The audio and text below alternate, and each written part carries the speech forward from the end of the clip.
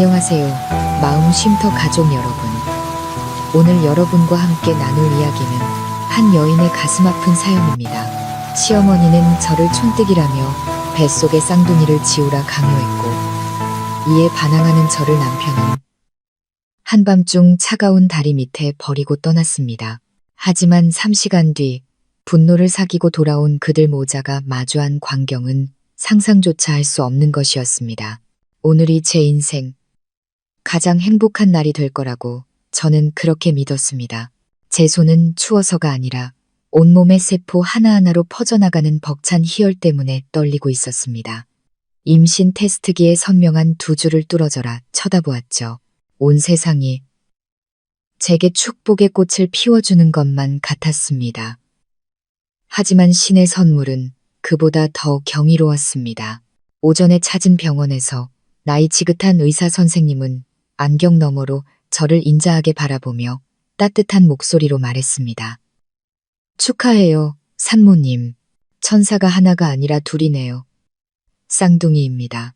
쌍둥이 천사라고요? 심장이 터질 듯 기뻤습니다. 7년 전 세상 모든 것을 등지고 사랑 하나만 보고 강준 씨의 아내가 되기로 한 후 단 하루도 후회한 적이 없었습니다. 비좁은 월세방에서 시작해 지금의 보금자리를 이룰 때까지 저는 가장 힘든 시절을 그와 함께 견뎌냈습니다. 그리고 마침내 제 안에서 두 생명이 자라나고 있다는 사실을 알게 된 지금, 저는 비로소 완벽한 충만감을 느꼈습니다. 우리 가족이 드디어 완전해지는구나. 오늘 저녁 저는 남편과 시어머니가 가장 좋아하는 갈비찜과 잡채를 정성껏 만들었습니다. 멋진 서프라이즈를 해주고 싶었죠. 이 소식을 들으면 강준 씨가 저를 번쩍 안아들고 기뻐서 어쩔 줄 몰라 할 모습을 상상했습니다. 평소엔 조금 무뚝뚝하시던 시어머니, 박 여사님도 대를 이을 손주가 생긴다는 말에 흐뭇하게 미소 지으실 거라 생각했습니다. 모든 것이 완벽할 거라고요. 저녁 식사는 평소와 같은 분위기에서 시작되었습니다. 남편은 회사 이야기를 늘어놓았고 시어머니는 가끔 고개를 끄덕이셨죠. 저는 너무 긴장한 나머지 음식이 목으로 넘어가지도 않았습니다. 식사가 거의 끝나갈 무렵 저는 심호흡을 한 번 하고 용기를 내어 초음파 사진을 시어머니 앞 테이블에 올려놓았습니다. 제 목소리는 감격에 겨워 떨리고 있었습니다. 어머님 강준 씨, 드릴 말씀이 있어요. 강준 씨가 놀라며 사진을 집어들었습니다. 시어머니는 잔뜩 의심스러운 표정으로 눈을 가늘게 떴습니다. 이게 뭐냐? 저희 아기예요. 의사 선생님이 쌍둥이라고 하셨어요. 저는 행복한 미소를 감추지 못하며 말했습니다. 강준 씨는 잠시 멍하니 있다가 이내 환호성을 질렀습니다. 하지만 그의 기쁨이 채가시기도 전에 짝 하는 날카로운 소리가 울려 퍼졌습니다. 시어머니가 초음파 사진을 테이블에 내리친 것이었습니다. 그녀의 얼굴에서 미소가 싹 가시고 그 자리엔 소름 끼치도록 차가운 표정이 들어섰습니다. 쌍둥이라고? 그녀의 목소리는 칼날처럼 날카로웠습니다. 네가 한 번에 둘씩이나 낳아주면 이 집안이 고마워할 줄 알았니? 식당 안 공기가 순식간에 얼어붙었고 제 얼굴의 미소도 사라졌습니다. 저는 무슨 일이 일어나고 있는지 이해할 수 없어 그 자리에 얼어붙었습니다. 어머니, 그게 무슨 말씀이세요? 그녀는 제 말에 대답하는 대신 불꽃이 튀는 듯한 눈으로 강준 씨를 쏘아보았습니다. 내가 몇 번이나 말했니? 저 촌뜨기 팔자가 내 앞길 막을 거라고. 이제는 어디서 굴러먹던 근본도 없는 것들을 둘씩이나 뱃속에 품고 와. 언제까지 이 집에 빌부터 살 셈이야. 엄마, 강준 씨가 나지막이 불렀지만 그의 목소리는 너무나 힘이 없었습니다. 박 여사는 제 얼굴에 대고 손가락질하며 한마디 한마디 망치처럼 내리꽂았습니다. 이 빌어먹을 것들을 우리 집안에 드릴 순 없다. 당장 가서 지우든가 아니면 내 짐 싸서 이 집에서 나가든가. 선택해. 머릿속이 하얘지고 귀가 멍멍했습니다. 애를 지워라. 집에서 꺼져라. 제가 어머니라고 부르던 사람, 아직 태어나지도 않은 제 아이들의 할머니가 될 사람의 입에서 나온 저주였습니다. 행복은 산산조각 났습니다. 누군가 제 가슴을 꽉 움켜쥐고 숨을 못 쉬게 하는 것 같았습니다. 저는 절박한 눈으로 강준 씨를 바라보았습니다. 그는 제 남편이었고 지난 7년간 제가 의지해온 유일한 버팀목이었습니다. 그가 단 한마디만이라도 제 편을 들어준다면 세상과 맞서 싸울 수 있을 것 같았습니다. 하지만 강준 씨는 제 시선을 피했습니다. 그는 먹다 남은 밥그릇을 내려다볼 뿐이었고 얼굴은 하얗게 질려 있었습니다. 그의 침묵은 천마디의 질책보다 더 무서웠습니다. 당신, 뭐라고 말 좀 해봐. 제 목소리는 울음이 터지기 직전처럼 갈라졌습니다. 우리 아이들이잖아. 시어머니가 픽 하고 비웃었습니다. 그 소리가 제 귀를 날카롭게 파고들었습니다. 내 자식인 건 맞겠지. 근데 우리 강준이 자식인지는 누가 알아? 엄마, 이번엔 강준 씨가 고개를 들었지만 그건 저를 위해서가 아니었습니다. 그는 애원하는 듯한 목소리로 자기 어머니를 바라보았습니다. 그런 말 마세요. 그리고 그는 저를 돌아보았습니다. 하지만 저를 감싸는 따뜻한 손길 대신 비겁한 변명이 흘러나왔습니다. 서연아, 진정해. 엄마는 그냥 네 건강이 걱정돼서 그러시는 거야. 쌍둥이 임신하면 얼마나 힘든데. 그냥 엄마 말씀대로 하자. 우리 아직 젊잖아. 나중에 얼마든지 다시 가질 수 있어. 그가 내뱉는 다정한 말 한마디 한마디가 수만 개의 바늘이 되어 피 흘리는 제 심장을 찔렀습니다. 그는 저를 지켜주지 않았을 뿐만 아니라 제 뱃속의 아이들을 포기하라고 말하고 있었습니다. 실망감은 걷잡을 수 없는 분노로 치밀어 올랐습니다. 당신, 지금 그게 말이라고 해요. 저는 자리에서 벌떡 일어났습니다. 더 이상 가녀린 목소리가 아니었습니다. 이 아이들은 물건이 아니에요. 당신 마음대로 버릴 수 있는 게 아니라고요. 당신이 정말 이 아이들 아빠 맞아요? 지금 나한테 소리 지르는 거야? 강준 씨도 벌떡 일어섰습니다. 아마 전곡을 찔린 탓이겠지요. 내 꼴을 좀 봐. 네가 뭔데. 나는 당신 아내고 이 아이들의 엄마예요. 저는 소리쳤고 마침내 눈물이 터져 나왔습니다. 지난 7년간 내가 당신을 위해 뭘 포기했는지 벌써 잊었어요? 난 가족도 풍족한 삶도 다 버리고 당신 하나 보고 그 썩어가는 월세방으로 들어왔어요. 당신이랑 같이 컵라면으로 끼니를 때우고 밤새워가며 회사 키우는 걸 도왔어요. 이제 당신이 모든 걸 가졌다고 우리 모자한테 이렇게 대하는 거예요? 그만해라. 시어머니가 식탁을 내리쳤습니다. 어디서 생색이야. 강준이가 오늘날 이룬 건 다 우리 집안 복이랑 걔 능력 덕분이야. 너 없었으면 훨씬 더 잘 나갔어. 네가 바로 걸림돌이라고 연극에 막이 내렸습니다. 이제야 모든 것을 알 수 있었습니다. 그들의 눈에 저는 단 한 번도 가족이었던 적이 없었습니다. 그저 운 좋게 그들 집에 발을 들인 촌뜨기 계집애였을 뿐입니다. 그리고 이제 제가 짐이 된다고 느끼자 가차없이 버리려 하는 것입니다. 7년의 사랑, 7년의 희생은 결국 한편의 웃음거리였습니다. 순간 고통은 차가운 결단력으로 변했습니다. 저는 눈물을 닦고 무의식적으로 아이들을 보호하려는 듯 배에 손을 얹었습니다. 전 아이들 절대 포기 못해요. 제 목소리는 이상할 정도로 차분했습니다. 절대로요. 저는 제 목숨보다 더 사랑했던 남자, 강준 씨의 눈을 똑바로 쳐다보았습니다. 당신이 당신 어머니를 선택했다면 이제부터 당신은 더 이상 내 아이들의 아빠가 아니에요. 제 말은 기름통에 던져진 불씨 같았습니다. 시어머니는 더 이상 말없이 제게 달려들었습니다. 그녀의 눈은 핏발이 서 있었고 얼굴은 분노로 일그러져 있었습니다. 네가 감히 내 말을 거역해. 강준 씨가 황급히 어머니를 말렸지만 그의 힘으로는 어머니의 광기를 막을 수 없었습니다. 엄마, 진정하세요. 이건 와. 오늘 내가 저 버르장머리 없는 년을 아주. 박 여사는 소리치며 아들을 밀쳐냈습니다. 그녀는 저를 노린 게 아니었습니다. 제 손목에 있는 2100자 팔찌를 노렸습니다. 그것은 어머니가 돌아가시기 전 제게 남겨주신 유일한 유품이었습니다. 제가 늘 몸에 지니고 다니던 고향의 혼과도 같은 것이었죠. 그녀는 제 팔을 잡아챘습니다. 날카로운 손톱이 살을 파고들어 타는 듯한 통증이 느껴졌습니다. 저는 필사적으로 저항했습니다.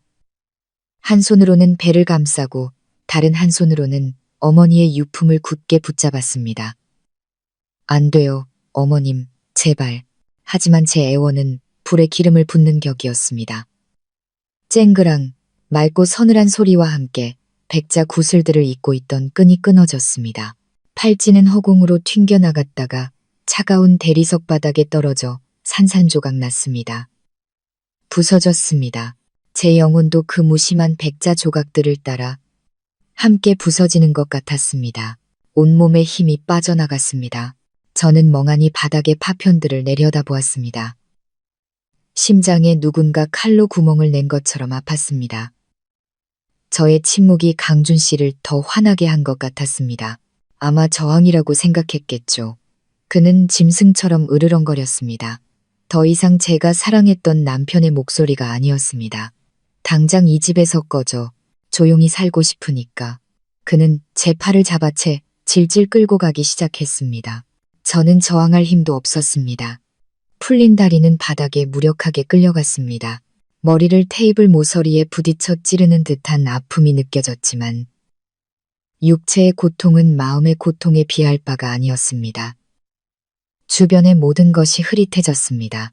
그의 분노에 찬 얼굴과 시어머니의 의기양양한 미소만이 보일 뿐이었습니다. 그는 현관문을 활짝 열었고 차가운 서울의 장맛비가 제 얼굴을 때렸습니다.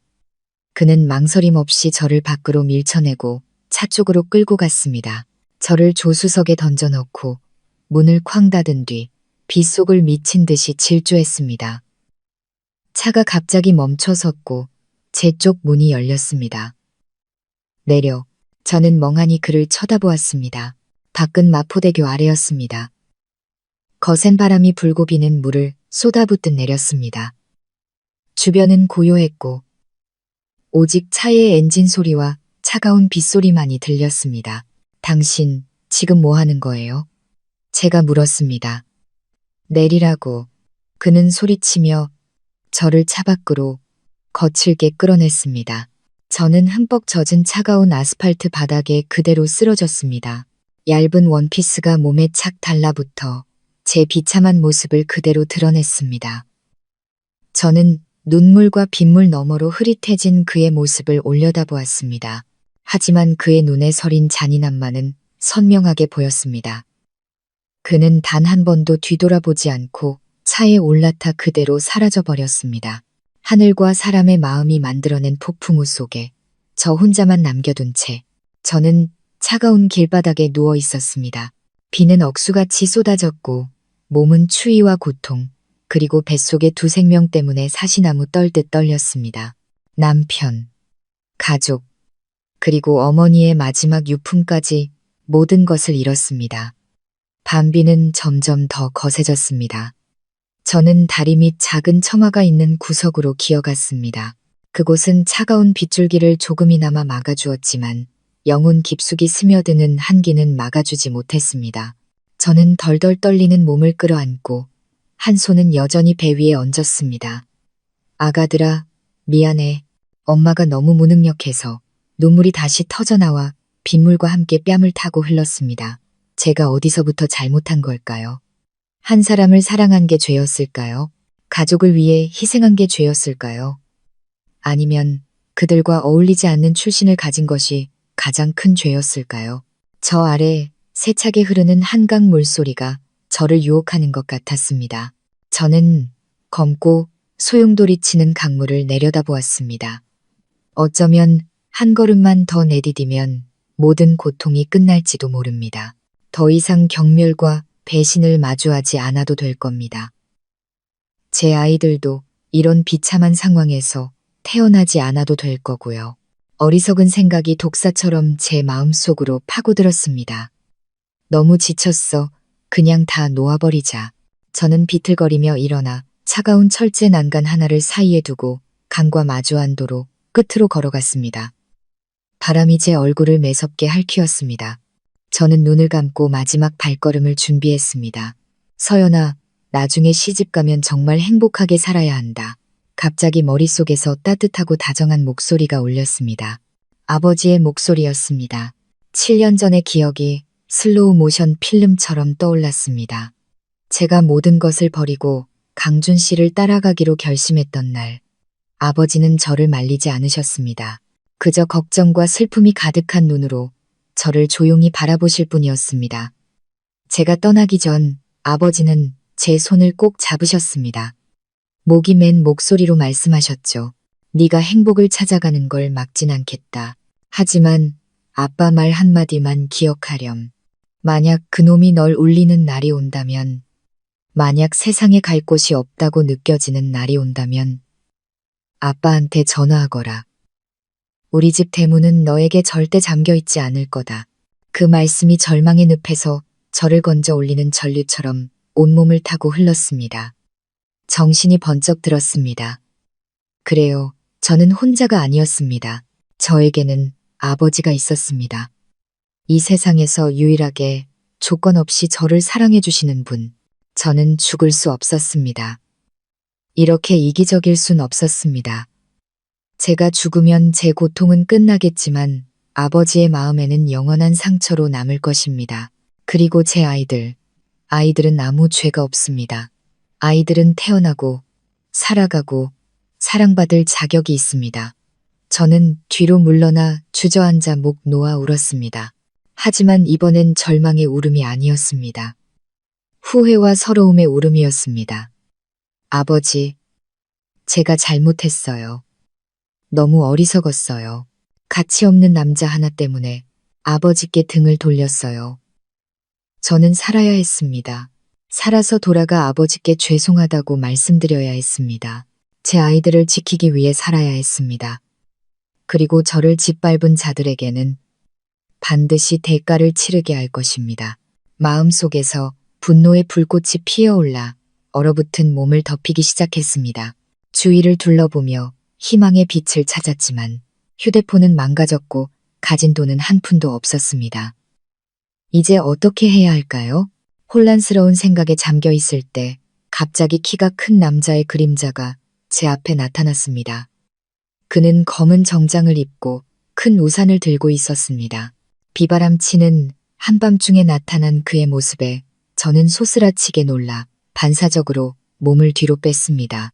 혹시 윤서연 씨 되십니까? 그의 목소리는 낮고 차분했고 위협적인 기색은 없었습니다. 저는 대답해야 할지 망설였습니다. 제 경계심을 눈치챈 남자가 서둘러 말했습니다. 두려워 마십시오. 회장님 아드님께서 이걸 전해드리라고 하셨습니다. 그는 작고 차가운 물건을 내밀었습니다. 희미한 가로등 불빛 아래 저는 그것이 위성 전화기라는 것을 알아보았습니다. 회장님 아드님이요? 누구시죠? 머리가 복잡했습니다. 도련님께서 아가씨의 전화를 기다리고 계십니다. 남자는 그렇게 말하고는 제 옆에 전화기를 내려놓고 몇 걸음 물러나 빗속에서 기다렸습니다. 저는 떨리는 손으로 전화기를 집었습니다. 아직 온기가 남아 있었습니다. 화면에는 통화대기 중인 번호 하나만 떠 있었습니다.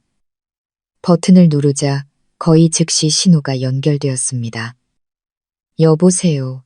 너무나 익숙해서 심장이 멎을 듯한 목소리가 수화기 너머에서 들려왔습니다.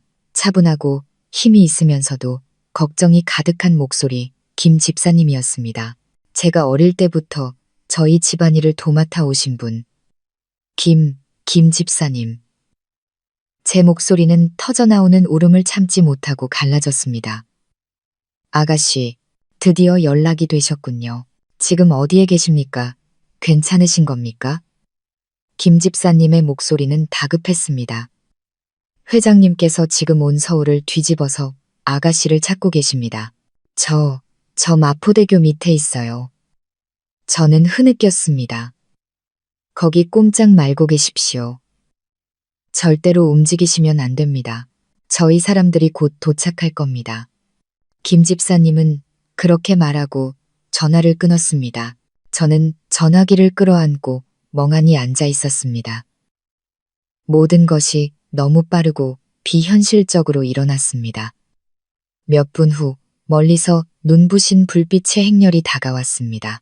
한 대, 두 대, 세 대, 셀 수 없을 정도였습니다. 그것은 수십 대에 달하는 고급 세단 행렬이었고 선두에는 아버지의 차인 익숙한 롤스로이스가 있었습니다. 차량 행렬은 제 바로 앞에 멈춰섰습니다. 선두 차량의 문이 열리고 말끔한 검은 정장 차림의 김 집사님이 큰 우산을 들고 급히 내렸습니다. 그는 제 쪽으로 빠르게 걸어왔습니다. 늘 침착하던 그의 얼굴에 지금은 안타까움과 고통이 역력했습니다. 아가씨, 그는 몸을 숙였습니다. 그의 목소리가 떨렸습니다. 고생 많으셨습니다. 그는 자신의 자켓을 벗어 추위에 떨고 있는 제 몸에 덮어주고는 조심스럽게 저를 부축해 일으켰습니다. 차에 타시죠. 회장님과 사모님께서 집에서 기다리고 계십니다. 저는 몽유병 환자처럼 걸었습니다. 김 집사님의 부축을 받으며 고급 세단으로 향했습니다. 차문이 열리자 제가 방금까지 있던 차갑고 더러운 세상과는 전혀 다른 따뜻하고 호화로운 공간이 나타났습니다. 저는 부드러운 가죽 시트에 앉았지만 여전히 이것이 현실인지 믿을 수 없었습니다. 저는 구조되었습니다. 지난 7년간 제가 외면했던 바로 그 가족에게서요. 어느새 잠이 들었는지도 몰랐습니다. 온갖 풍파를 겪은 하룻밤의 피로가 마침내 몰려왔습니다. 얼마나 지났을까? 급정거하는 소리에 저는 깜짝 놀라 잠에서 깼습니다. 차는 멈춰서 있었지만 집에 도착한 것은 아니었습니다. 우리는 여전히 다리로 향하는 길 위에 있었습니다. 무슨 일이죠, 김 집사님? 저는 잠이 덜 깬 목소리로 물었습니다. 김 집사님은 대답 없이 앞만 조용히 바라보았습니다. 저도 그 시선을 따라갔습니다. 수많은 차량의 헤드라이트 불빛 아래 두 사람이 길 한복판에 얼어붙은 듯 서 있었습니다. 남자와 나이 든 여자. 뒷모습만으로도 절대 잊을 수 없는 그들이었습니다. 강준 씨와 그의 어머니였습니다. 아마 3시간이 지나자 그의 분노가 가라앉고 뒤늦은 후에 이곳으로 돌아온 것이겠죠. 제가 혹시라도 나쁜 생각을 할까봐 두려웠을지도 모릅니다. 하지만 지금 그들 눈앞의 광경은 분명 모든 상상을 초월했을 겁니다.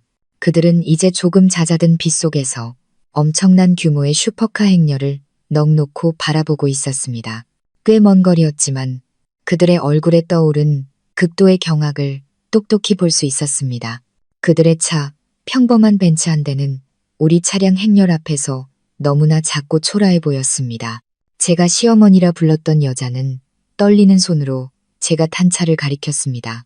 제가 남편이라 불렀던 남자는 핏기 하나 없는 얼굴로 부동자세로 서 있었습니다. 그는 아마 저 초호화 세단 안에 앉아있는 여자가 누구인지 알아보려 애쓰고 있었을 겁니다. 몇 시간 전 자신이 무참히 버리고 간 그 촌뜨기 아내가 맞는지 선두 차량에서 경호원 한 명이 내려 그들에게 다가갔습니다. 무슨 말을 하는지는 들리지 않았지만 경호원이 그들에게 길을 비키라고 손짓하는 것은 보았습니다. 아가씨, 출발할까요? 김 집사님이 고개를 돌려 정중하게 물었습니다. 저는 대답하지 않았습니다. 제 시선은 차창을 꿰뚫고 그 두 사람에게 향했습니다. 눈물은 이미 멈췄고 심장은 더 이상 아프지 않았습니다. 대신 그 자리엔 소름 끼치는 냉정과 결의가 들어찼습니다. 이제야 알겠습니다. 그들은 단 한 번도 제가 누구인지 제대로 알지 못했습니다.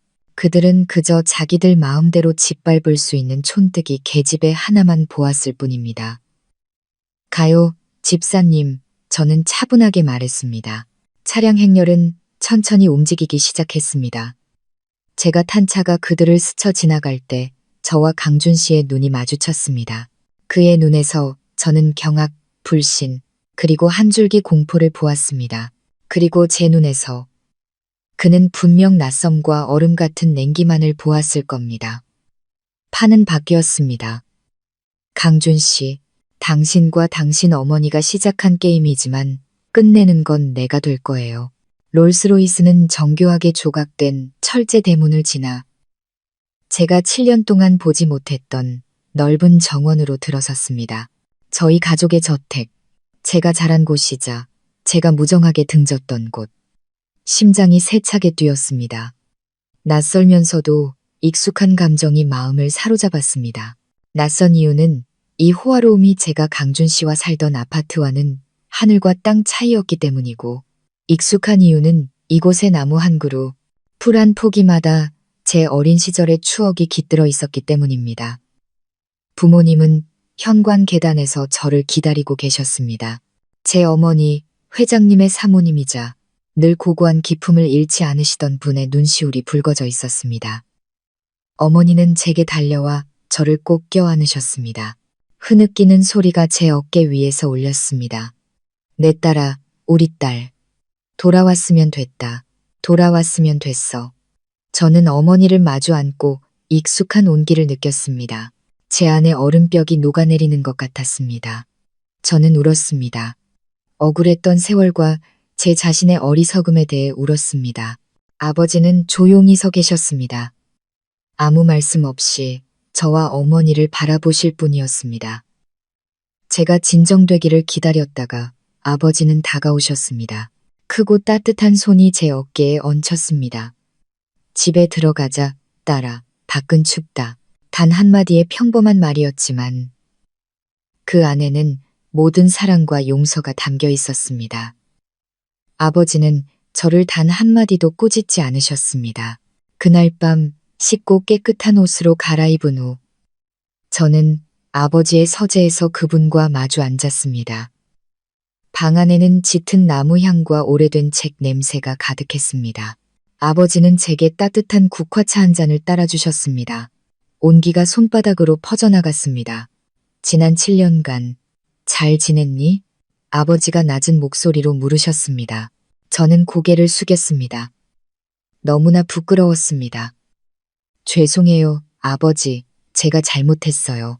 아버지는 가볍게 한숨을 쉬셨습니다. 저를 보지 않고 창밖을 바라보셨습니다. 도시의 불빛이 은하수처럼 반짝이고 있었습니다. 아빠는 단 한 번도 널 원망한 적 없단다, 서연아. 아빠는 그저 사람 보는 법을 제대로 가르치지 못한 아빠 자신을 원망했을 뿐이야. 잠시 말을 멈춘 아버지는 계속하셨습니다. 아빠가 왜 널 그냥 보냈는지 아니? 강준이라는 놈이 좋은 선택이 아니란 걸 알면서도 말이다. 저는 고개를 저었습니다. 어떤 교훈은 다른 사람이 대신 배워줄 수 없기 때문이란다. 넘어진 곳에서 스스로 일어서야 해. 스스로 만든 상처가 가장 오래 기억에 남는 법이거든. 아버지의 말씀은 깊고 의미심장했습니다. 언제나 그러셨듯 아버지의 사랑은 무조건적인 응석이 아니라 지혜로운 이끄심이었습니다. 우리 명인 그룹이 실제로 얼마나 큰 기업인지 알고 있니? 아버지가 갑자기 물으셨습니다. 저는 머뭇거렸습니다. 우리 집이 국내 최대 도자기 사업을 하는 걸로만 알고 있어요. 아버지는 고개를 저으시며 옅은 미소를 지으셨습니다. 도자기는 겉모습일 뿐 우리 가문의 뿌리란다. 그 뒤에 명인그룹은 부동산, 기술, 금융까지 아우르는 복합 투자 그룹이야. 우리 총자산은 대략 5조 원으로 추정된단다. 5조 원. 그 숫자는 제 귀에 벼락처럼 내리꽂혔습니다. 평생 상상조차 해본 적 없는 거액이었습니다. 그리고 저 5조 원대 그룹 회장의 딸이 시댁에서 촌뜨기 빌붙는 인생이라며 멸시받는 삶을 견뎌왔던 것입니다. 너무나 우습고 너무나 서글펐습니다.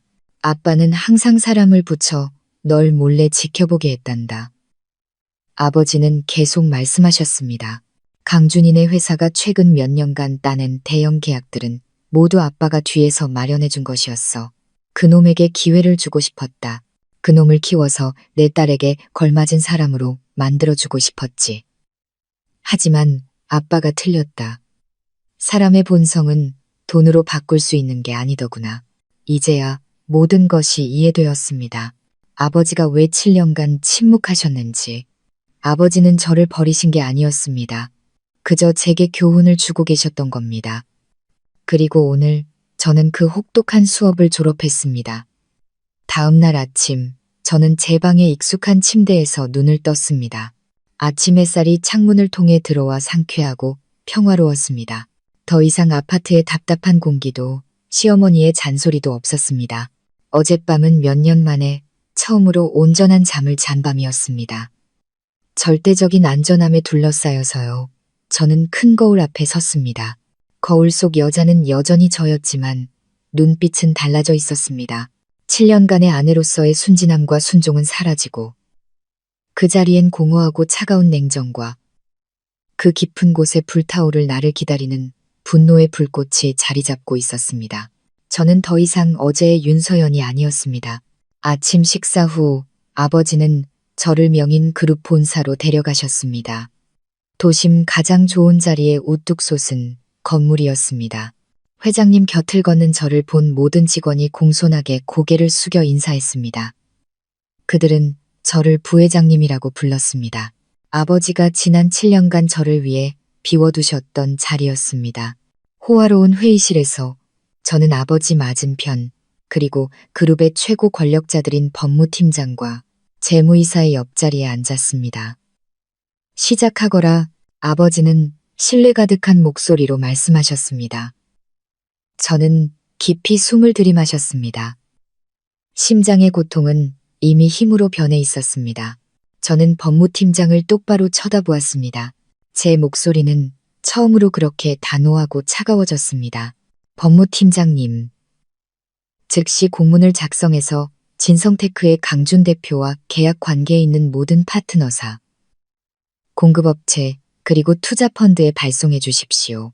법무팀장과 재무이사는 제 갑작스러운 요구에 조금 놀란 듯 서로를 쳐다보았지만 아무것도 묻지 않고 지시를 기다렸습니다. 공문 내용은 이렇습니다. 저는 담담하지만 칼날처럼 날카로운 목소리로 말을 이었습니다. 명인그룹 및 모든 자회사, 관계사들은 오늘부로 진성테크와의 모든 협력 계약을 공식적으로 종료하고 투자자금 전액을 회수하며 모든 미지급 채무의 즉각적인 상환을 요구한다고 통보하십시오. 시행 시각은 오늘 오전 9시부로 합니다. 회의실은 쥐 죽은 듯 조용했습니다. 두 임원은 경악한 눈으로 저를 쳐다보았습니다. 그들은 이런 명령이 얼마나 파괴적인지 잘 알고 있었습니다. 이것은 단순히 관계를 끊는 것이 아니었습니다. 선전포고이자 며칠 안에 회사를 없애버릴 수 있는 치명적인 일격이었습니다. 이유를 여쭤봐도 되겠습니까? 법무팀장이 조심스럽게 물었습니다. 저는 그를 쳐다보았습니다. 눈빛에는 한 점의 흔들림도 없었습니다. 이유는 제 마음이 안 들어서입니다. 제 대답은 그들을 더욱 놀라게 했습니다. 하지만 그들은 제 아버지를 쳐다보았고 아버지는 그저 조용히 고개를 끄덕이셨습니다. 절대적인 지지, 그것으로 충분했습니다. 즉시 진행하겠습니다. 부회장님, 네, 모든 관련 부서에 통보하세요. 오늘 오후 안으로 진성테크가 유동성 위기에 직면하는 것을 보고 싶습니다. 그리고 내일 아침 경제뉴스에서 그 회사 주식이 폭락하는 기사를 읽고 싶군요. 명령은 내려졌습니다. 거대한 명인 그룹의 톱니바퀴가 움직이기 시작했습니다. 수많은 이메일이 발송되고 전화가 걸렸습니다. 강준 씨가 그토록 자랑스러워하던 왕국에 곧 폭풍이 닥칠 것이었습니다. 이것은 복수가 아니라고 저는 스스로에게 다짐했습니다. 이것은 공정함을 되찾는 것입니다. 저와 아직 태어나지 않은 제 아이들을 위한 공정함. 당신은 내가 걸림돌이라고 했죠. 그럼 오늘 그 걸림돌이 제대로 나섰을 때 얼마나 무서운지 보여주겠어요. 바로 그날 오후 제가 그룹의 사업 보고서를 검토하고 있을 때 비서가 놀란 기색을 감추지 못하고 들어왔습니다. 부회장님, 방금 들어온 소식입니다. 대형 파트너사들이 일제히 진성테크와의 계약을 파기했다고 합니다.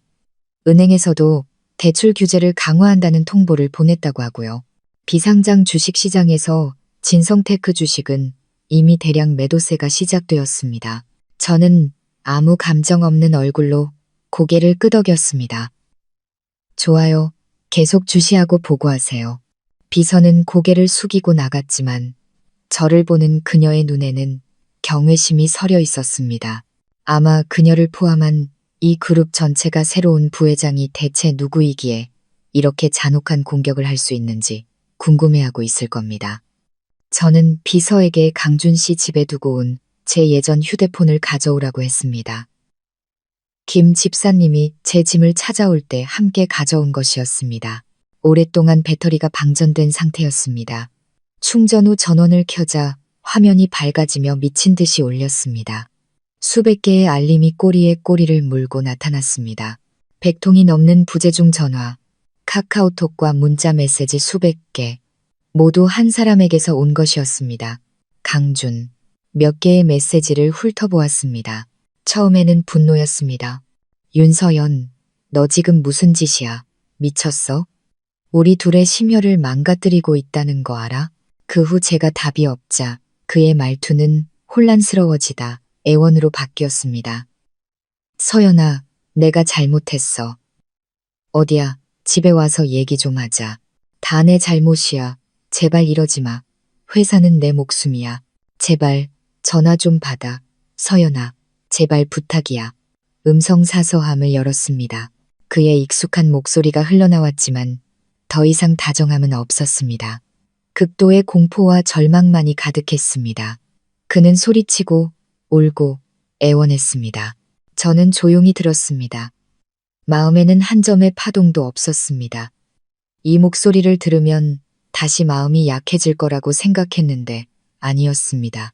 제 심장은 그 비바람 치던 밤에 이미 죽어버렸습니다. 다른 음성 메시지는 그의 어머니에게서 온 것이었습니다. 틀어보니 애원이 아닌 악독한 저주였습니다. 이 촌뜨기 년아, 네가 뭐라도 된 줄 알고 설치는 거야? 내가 저주하마. 너는 절대로 곱게 죽지 못할 거야. 너랑 내 뱃속의 그 잡것들까지 전부다. 저는 차가운 미소를 지었습니다. 그녀는 여전히 문제의 본질을 이해하지 못하고 있었습니다. 여전히 제가 운 좋은 촌뜨기라고 생각하는 것이죠. 좋습니다. 그 무지 속에 계속 잠겨 있도록 내버려 두죠. 저는 모든 메시지와 통화 기록을 차분히 삭제하고 비서에게 휴대폰을 건넸습니다. 이 번호들 전부 차단하세요. 앞으로 이 사람들에게서 어떤 연락도 받고 싶지 않아요. 네, 부회장님. 저는 책상 위의 보고서로 다시 시선을 돌렸습니다. 강준 씨의 회사는 작은 개미에 불과했습니다. 제 목표는 훨씬 더 큽니다. 저는 제 것을 되찾을 뿐만 아니라 아버지가 이룬 것보다 더 강력한 제국을 건설할 것입니다. 그것이야말로 가장 달콤한 복수니까요. 그 후 며칠간 강준 씨의 왕국은 제가 그린 시나리오대로 무너져 내렸습니다. 회사는 자금난에 허덕였고 프로젝트는 중단되었으며 직원들은 불안감에 휩싸여 줄줄이 퇴사했습니다. 성공한 젊은 대표였던 강준 씨는 단 일주일 만에 실패자로 전락했습니다. 그와 그의 어머니가 미쳐버릴 듯한 절망 속에서 하루하루를 보내고 있다는 것을 알았습니다. 하지만 한 가지 의문이 계속 머릿속을 맴돌았습니다. 박 여사는 왜 그토록 저를 증오했을까? 출신에 대한 경멸은 일부일 뿐, 더 깊은 이유, 한 어머니가 며느리에게 자신의 친손주를 지우라고 강요할 만큼 강력한 동기가 있을 것이었습니다. 그 잔인함은 정상이 아니었습니다. 저는 풀리지 않는 질문을 안고 살고 싶지 않았습니다. 진실을 알아야 했습니다. 저는 김 집사님께 연락해 지난 1년간 박 여사의 모든 행적을 조사해달라고 부탁했습니다. 그녀가 어디를 가고 무엇을 하고 누구를 만났는지 전부 알고 싶었습니다. 3일 후 결과는 밀봉된 서류 봉투에 담겨 제 책상 위에 놓였습니다. 봉투를 열었습니다. 안에는 장황한 보고서가 아닌 수많은 사진과 은행거래 내역서 사본이 들어있었습니다. 심장이 쿵 하고 내려앉았습니다. 첫 번째 사진들 속박 여사는 화려한 옷차림으로 고급 불법 도박장을 드나들고 있었습니다. 사진 속 그녀의 얼굴은 평소의 거만한 표정이 아니었습니다. 광기에 가까운 도박 중독자의 모습이었습니다. 다음 장들은 거래 내역서였습니다. 거액의 돈이 빠져나가고 살인적인 이자의 사채 빚이 쌓여 있었습니다. 마지막 장을 넘겼을 때 저는 한 숫자에 경악했습니다.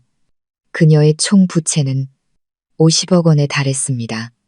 50억. 이제야 모든 것을 알겠습니다. 모든 것이 이해되었습니다. 그녀는 단순히 저를 싫어한 것이 아니었습니다. 절망에 빠져 있었던 겁니다. 거액의 빚더미에 몰려 막다른 길에 다다른 것이죠. 그리고 그녀가 생각해낸 유일한 탈출구는 바로 자신의 아들이었습니다. 보고서에는 그녀가 몇 달 동안 부유한 집안의 딸들과 강준 씨의 만남을 적극적으로 주선했다는 내용도 있었습니다.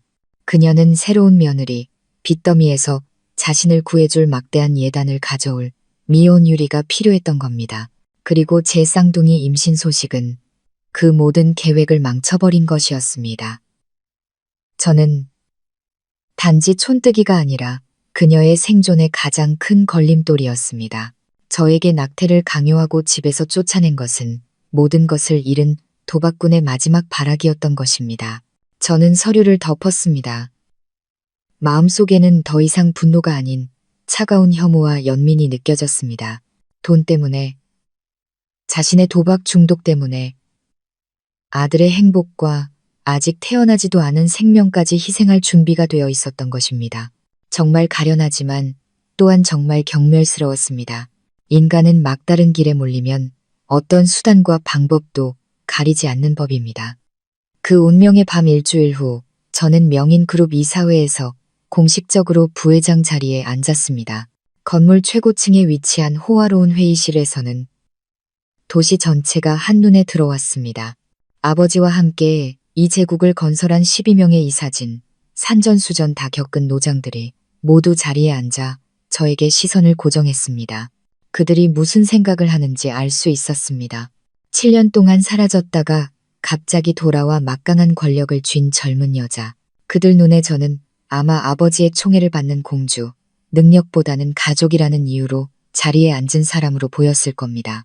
제 자신을 증명하지 못하면 그들의 진정한 존경을 결코 얻을 수 없다는 것을 알았습니다. 오늘 회의를 시작하겠습니다. 마이크를 통해 울려 퍼지는 제 목소리는 차분하고 명확했습니다.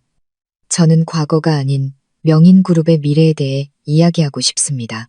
저는 이틀 밤을 꼬박 세워 준비한 대담한 계획을 발표했습니다. 이천의 전통적인 유약 소성 기술과 현대적인 디자인을 결합하여 해외 시장을 겨냥한 첨단 기술, 응용 예술, 도자기 라인. 그것은 명인그룹이 지난 20년간 걸어온 낡은 생산 방식에 도전하는 위험 부담이 큰 한 걸음이었습니다. 제 발표가 끝나자 회의실은 한동안 침묵에 잠겼습니다. 60대 후반의 생산 본부장님이 의심 가득한 목소리로 입을 열었습니다. 부회장님, 아이디어가 다소 위험해 보입니다. 해외 시장은 매우 까다롭고 생산 라인 전체를 바꾸는 데는 막대한 비용이 듭니다. 곧바로 다른 목소리가 이어졌습니다. 겉으로는 온화했지만 속에는 다른 뜻이 숨어 있었습니다. 동감입니다. 부회장님께서 이제 막 돌아오셨으니 이런 큰 변화를 시도하기 전에 그룹 상황을 파악할 시간이 좀 더 필요하다고 봅니다. 말한 사람은 제 작은아버지 윤상철 상무였습니다. 그는 늘 형을 지지하는 온화한 사람처럼 보였지만 왠지 모르게 그의 말에서는 항상 거리감이 느껴졌습니다. 저는 흔들리지 않았습니다. 이런 반대는 예상했던 바입니다. 저는 침착하게 시장 분석 데이터, 소비자 트렌드 보고서, 그리고 예상 수익에 대한 상세한 계산을 제시했습니다. 제 주장과 수치들은 감정이 아닌 실제 데이터에 기반한 날카로운 것들이었습니다. 우리는 언제까지나 낡은 길을 걸을 수만은 없습니다. 이사님들. 저는 한 사람 한 사람의 눈을 똑바로 쳐다보며 말했습니다. 세상은 변하고 있습니다. 명인그룹이 변하지 않으면 우리는 뒤처지게 될 겁니다. 저의 자신감과 논리, 정연한 주장은 회의실의 분위기를 바꾸는 듯 했습니다. 처음에 의심스러운 눈초리는 점차 놀라움으로 그리고 감탄으로 바뀌었습니다. 마침내 처음부터 조용히 듣고만 계시던 아버지가 입을 열었습니다. 목소리는 크지 않았지만 모든 잡음을 잠재우는 힘이 있었습니다. 그냥 저 아이에게 맡겨봅시다. 젊은 세대는 젊은 세대의 생각이 있는 법이지. 명인 그룹에는 새로운 바람이 필요해. 아버지는 저를 바라보셨습니다. 그 눈빛에는 아버지로서의 사랑뿐만 아니라 회장으로서 부하 직원을 인정하는 시선이 담겨 있었습니다. 이 프로젝트는 부회장에게 전권을 위임하도록 하지. 회의는 끝났습니다. 저는 비즈니스 세계에서 첫 승리를 거두었습니다. 더 중요한 것은 제가 이곳에 의지하러 온 것이 아니라 싸우고 창조하기 위해 돌아왔다는 것을 증명했다는 것입니다. 프로젝트는 통과되었지만 이제 시작에 불과했습니다. 저는 일에 미친 듯이 매달렸습니다. 시간이 많지 않다는 것을 알았습니다. 빨리 결과를 만들어내 제 입지를 굳혀야 했고 또한 지나간 아픈 일들을 생각할 겨를을 없애야 했습니다. 일은 최고의 치료제였습니다. 부회장실은 제 두 번째 집이 되었습니다. 그곳의 불은 항상 건물에서 가장 마지막에 꺼졌습니다. 처음에는 직원들이 호기심과 약간의 경계심으로 저를 쳐다보았습니다. 그들은 제 등 뒤에서 공주님, 움직이는 꽃병이라며 수군거렸습니다. 제가 그저 명령이나 하고 놀러온 줄 알았겠죠. 저는 아무 말도 하지 않고 행동으로 대답했습니다. 저는 생산 공장까지 직접 내려가 도예가 한 분 한 분과 이야기하며 유약 소성 기술과 색배합에 대해 토론했습니다. 디자인실에서는 젊은 팀원들과 함께 밤을 새워가며 새로운 디자인을 스케치했습니다. 도자기에 대한 지식은 어릴 때부터 제 피 속에 흐르고 있었습니다. 이제 그것은 강력한 무기가 되었습니다. 점차 제 등 뒤의 수군거림은 사라지고 그 자리를 놀라움과 존경이 채웠습니다. 부회장님이 기술에 대해 이렇게 잘 아실 줄은 몰랐네. 우리보다 더 열심히 일하시는 것 같아. 이 프로젝트 정말 가능성이 보이는데. 그들의 말이 제 귀에 들려왔지만 신경 쓰지 않았습니다. 그들의 인정보다 중요한 것은 제가 진정으로 가치를 창조하고 있다는 사실이었습니다. 저는 제 자신의 힘과 지혜로 무언가를 만들어가고 있었습니다. 이 느낌은 정말 멋졌습니다. 그것은 강준 씨의 배신이 남긴 거대한 공허함을 채워주었습니다. 저는 별도의 프로젝트 팀을 꾸려 그룹에서 가장 젊고 열정적인 인재들을 모았습니다. 그들은 저를 회장딸로 보지 않았습니다. 진정한 리더, 영감을 주는 사람으로 보았습니다. 우리는 함께 일하고 토론하며 혁신적인 해결책을 찾아냈습니다. 어느 날 저녁 사무실에 혼자 남아 최종 디자인을 검토하고 있을 때 갑자기 뱃속에서 가벼운 움직임이 느껴졌습니다. 그리고 또 한 번 저는 깜짝 놀랐다가 이내 벅찬 행복감에 휩싸였습니다. 배에 손을 얹자 안에서 꿈틀거리는 생명의 움직임이 선명하게 느껴졌습니다. 아가들이 엄마를 응원하고 있구나. 눈물이 흘러내렸지만 이번에는 고통의 눈물이 아니었습니다. 감사의 눈물이었습니다. 저는 깨달았습니다. 제가 싸우는 것은 저 자신만을 위한 것이 아니었습니다. 이 두 작은 생명의 미래를 위해 싸우고 있었습니다. 저는 아이들에게 안전한 세상, 그 누구도 그들을 괴롭히거나 멸시할 수 없는 견고한 제국을 만들어 주어야 했습니다. 그것이 지금 제 삶의 가장 큰 목표였습니다. 프로젝트는 순조롭게 진행되었지만 그것이 불러온 관심은 제가 원치 않는 일들도 함께 가져왔습니다. 작은아버지가 제 사무실에 더 자주 들르기 시작했습니다. 올 때마다 보양식이나 과일 바구니를 들고 와서는 조카 딸과 뱃속의 손주들을 챙긴다는 이유를 댔습니다. 서연아, 일이 너무 힘들지?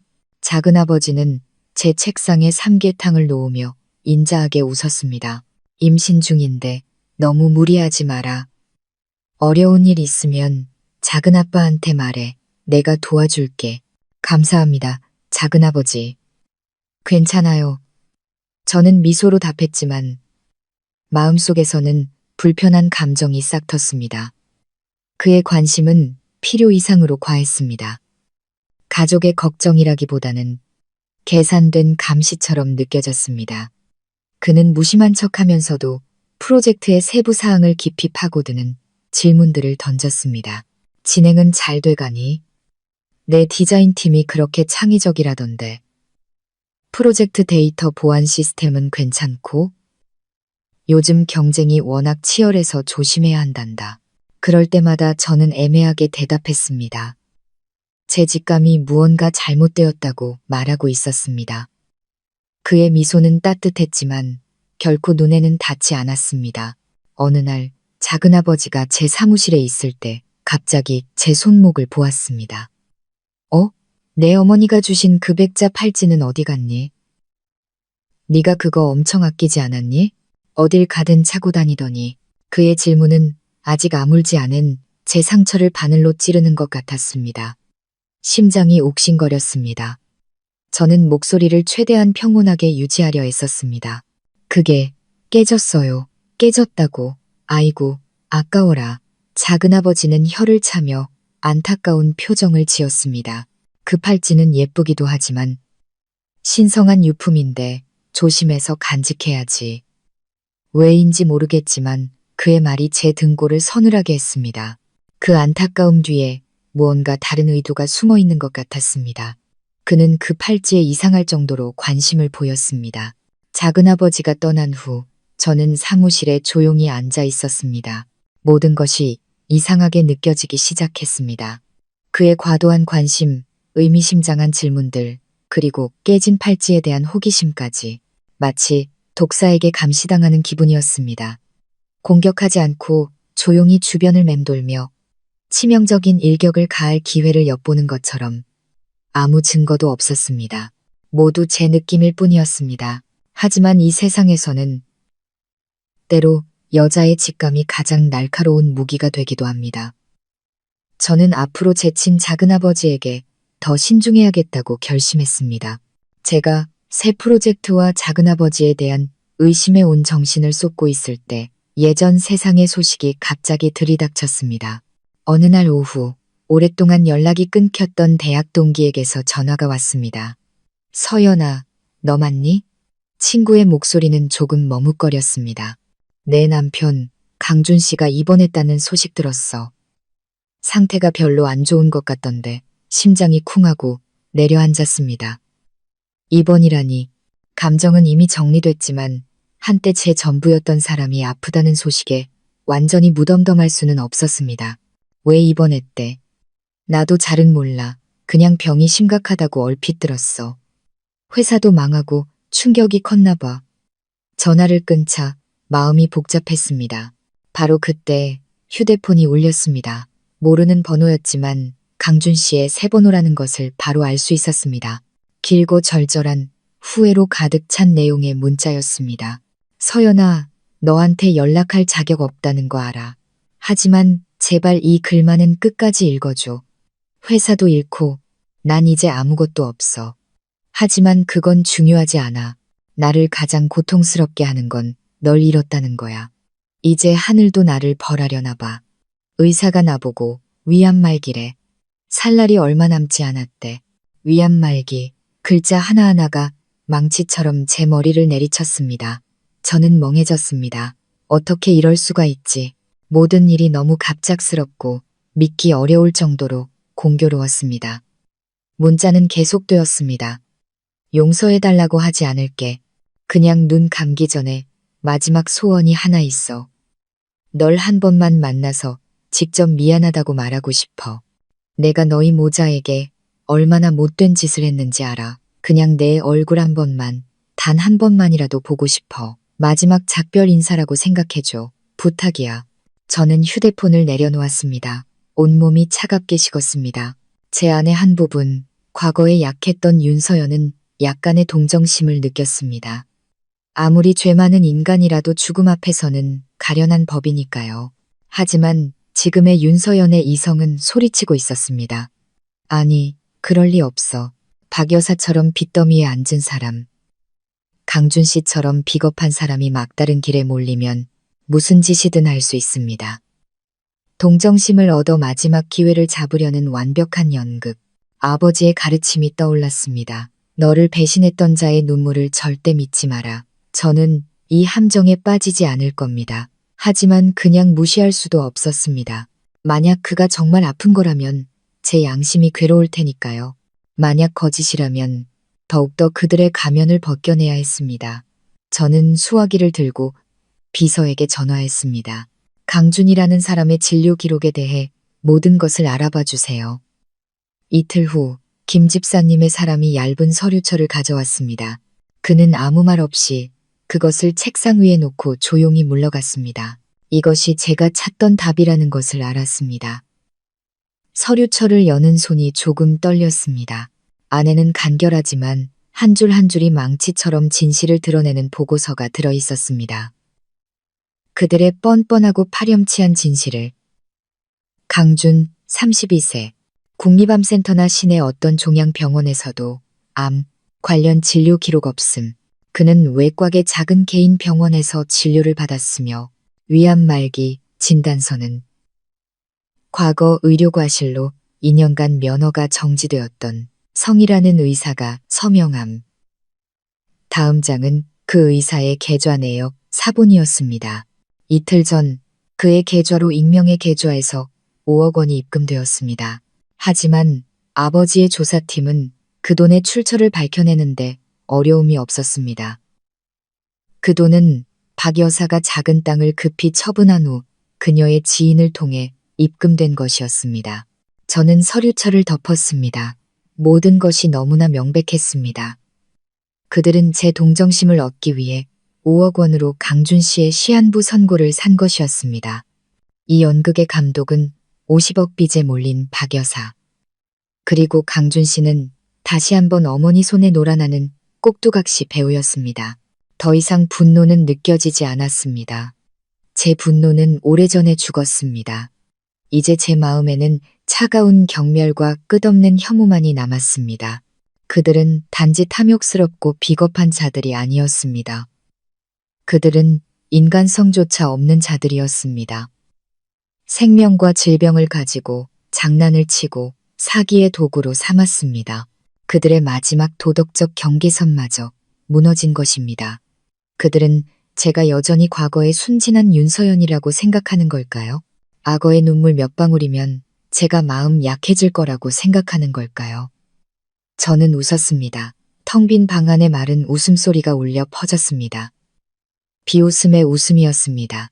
진실을 알게 된 후 저는 마치 형편없는 영화를 보듯 멀리서 강준 씨의 연극을 지켜보았습니다.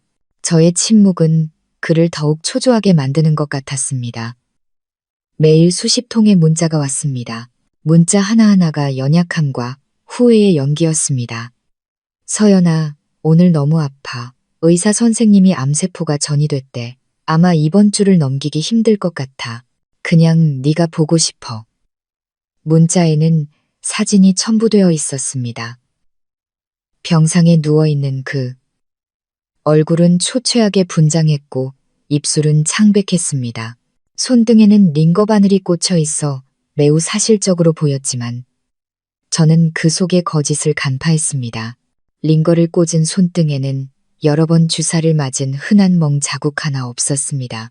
피곤해 보이는 얼굴이었지만 눈빛은 너무나 총명했고 여전히 계산적인 빛이 서려 있었습니다. 저는 그 모든 사진과 문자를 조용히 저장했습니다. 나중에 아주 귀중한 증거가 될 것들이었습니다. 어느 날 그는 짧은 음성 녹음을 보냈습니다. 그의 목소리는 가냘프게 떨렸습니다. 엄마가 계속 우셔. 많이 후회하고 계셔. 다 내 잘못인 거 알아. 내가 널 지켜주지 못했어. 만약 다음 생이 있다면 너희 모자에게 속죄하기 위해 소나 말로 태어날게. 듣기만 해도 역겨웠습니다. 이번 생도 제대로 살지 못하는 주제에 감히 다음 생을 논하다니.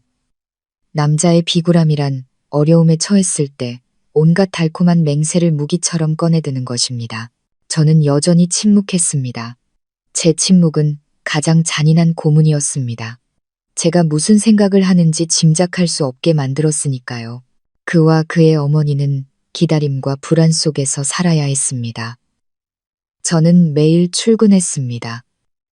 제 새 프로젝트는 중요한 단계에 접어들고 있었습니다. 이제 제 에너지는 디자인, 숫자, 그리고 열정적인 회의에 쏟아졌습니다. 저는 의미 있고 목적 있는 삶을 다시 살고 있었습니다. 예전처럼 기생하며 순종하는 삶이 아니었습니다. 제 침묵은 결국 그들이 더 대담하게 행동하게 만들었습니다. 어느 날 저녁 아버지의 비서가 강준 씨가 자신에게 연락을 시도했다고 보고했습니다. 아버지께 용서를 구하는 말을 전해달라고 애원했다는 것이었죠. 물론 아버지는 거절하셨습니다. 그날 밤 저는 마지막 문자를 받았습니다. 그들이 던진 마지막 승부수였습니다. 서연아, 내일 내가 오지 않으면 아마 다시는 내 얼굴을 볼 기회가 없을 거야.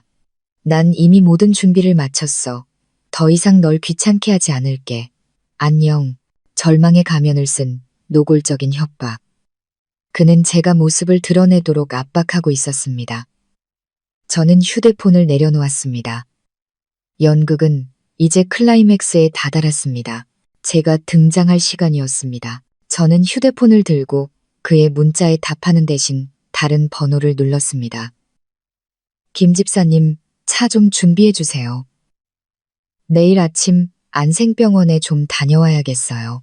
곧 세상을 떠날 병문안을 가야 할 시간이었습니다. 다음 날 아침 저는 안생병원으로 향했습니다. 연극의 극적인 효과를 더하기 위해 혼자 가지 않았습니다. 아버지는 김 집사님과 경호원 2명을 함께 보내주셨습니다. 평범한 개인 병원에 저희가 나타나자 즉시 사람들의 시선이 쏠렸습니다. 강준 씨와 그의 어머니가 제가 온다는 소식을 바로 알게 될 것이라는 걸 알았습니다. 역시나 제가 병동복도에 들어서자마자 박 여사가 뛰쳐나왔습니다.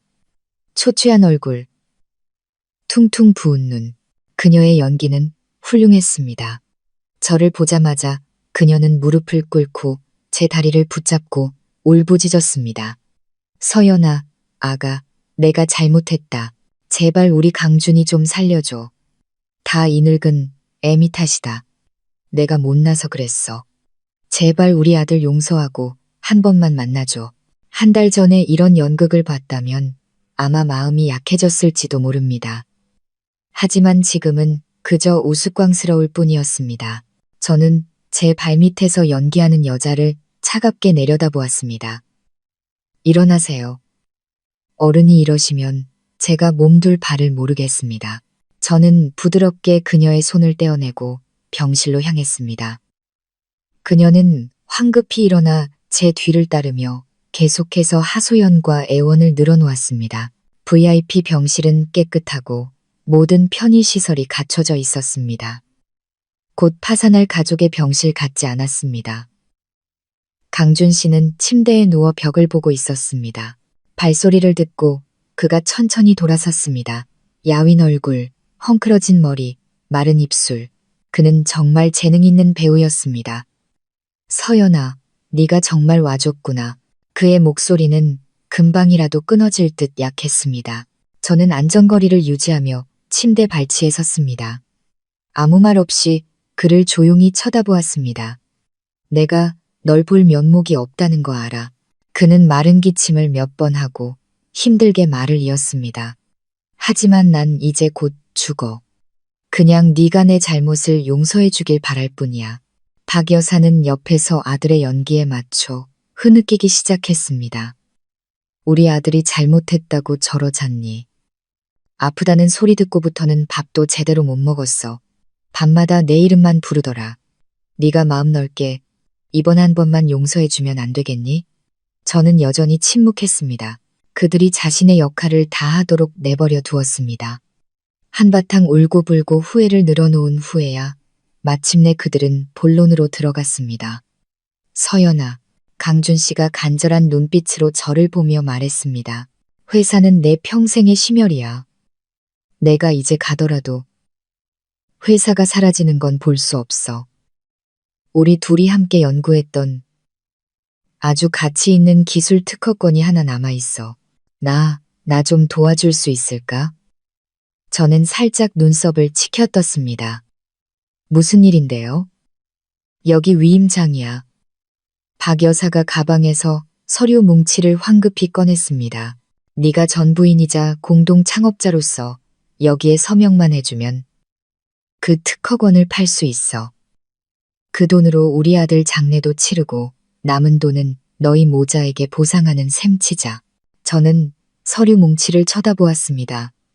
제 눈빛이 차가워졌습니다. 마침내 마지막 덫의 모습을 드러냈습니다. 그들은 감정뿐만 아니라 재산까지 속여 빼앗으려 했던 것입니다. 저는 서류를 받지 않고 한참 동안 강준 씨를 쳐다보았습니다. 너무 큰일이라서요. 저는 당황하고 감동한 척 말했습니다. 제가 좀 생각해 볼게요. 그렇게 말하고 저는 그들이 더 말할 기회를 주지 않고 몸을 돌려 병실을 나섰습니다. 등 뒤에서 박 여사의 안도의 한숨 소리가 들렸습니다. 아마 물고기가 낚싯바늘을 물었다고 생각했겠죠. 병실 문이 닫히자마자 제 얼굴에 당황스럽고 고통스러운 표정은 즉시 사라졌습니다. 대신 그 자리엔 날카로운 냉정함이 들어섰습니다. 저는 빠르게 걸음을 옮겼습니다. 김 집사님과 2명의 경호원이 바로 뒤를 따랐습니다. 본사로 바로 가요. 어디 들르지 말고요. 저는 김 집사님께 말하고 그룹의 수석 변호사에게 전화해 1시간 뒤에 제 사무실로 오라고 했습니다. 알겠습니다, 아가씨. 그들의 연극은 완벽했을지 모르지만 한 가지를 잊었습니다. 그들의 관객은 더 이상 과거의 순진한 소녀가 아니라는 것을. 이제 그 관객은 훨씬 더 큰 연극의 감독이 되었습니다. 사무실에 도착하자마자 저는 아버지와 법무팀과 함께 회의실로 들어갔습니다. 저는 가짜 진단서와 특허권 판매 위임장을 이용한 사기 계획을 포함한 모든 사실을 이야기했습니다. 제 말을 다 들은 아버지의 얼굴은 굳어졌지만 저를 보는 눈에는 자랑스러움이 스쳤습니다. 다음 계획은 뭐니? 다시 그곳으로 갈 거예요. 저는 단호하게 말했습니다. 그 서류에 서명하는 척 할 겁니다. 하지만 모든 것이 기록되어야 해요. 그들의 말 한마디, 행동 하나까지 전부요. 그들 스스로 이 모든 음모를 자백하게 만들고 싶어요. 수석 변호사가 고개를 끄덕였습니다. 부회장님 생각이 아주 좋습니다. 그들의 자백이 담긴 녹음이나 영상은 법정에서 반박할 수 없는 증거가 될 겁니다. 그 위임 계약을 무효화할 수 있을 뿐만 아니라 사기 및 재산 편취 혐의로 그들을 고소할 수도 있습니다. 내 안전이 최우선이다. 아버지가 걱정하셨습니다. 음모가 발각되면 놈들이 무슨 짓을 할지 몰라. 걱정 마세요, 아버지. 저는 아버지를 안심시켰습니다. 혼자 가지 않을 거고 그들이 무슨 짓을 할 기회조차 주지 않을 거예요. 계획은 치밀하게 세워졌습니다. 그룹의 보안팀이 미리 병원에 잠입할 것입니다. 가장 정교한 초소형 녹음 및 촬영 장비가 준비될 것입니다.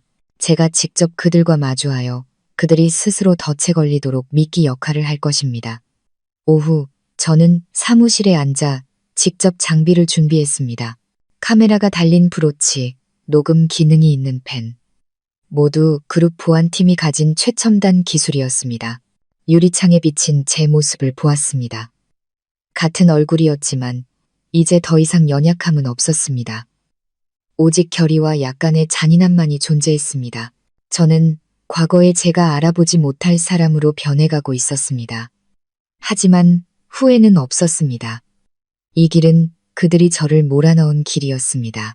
저는 휴대폰을 들고 강준 씨에게 짧은 문자를 보냈습니다.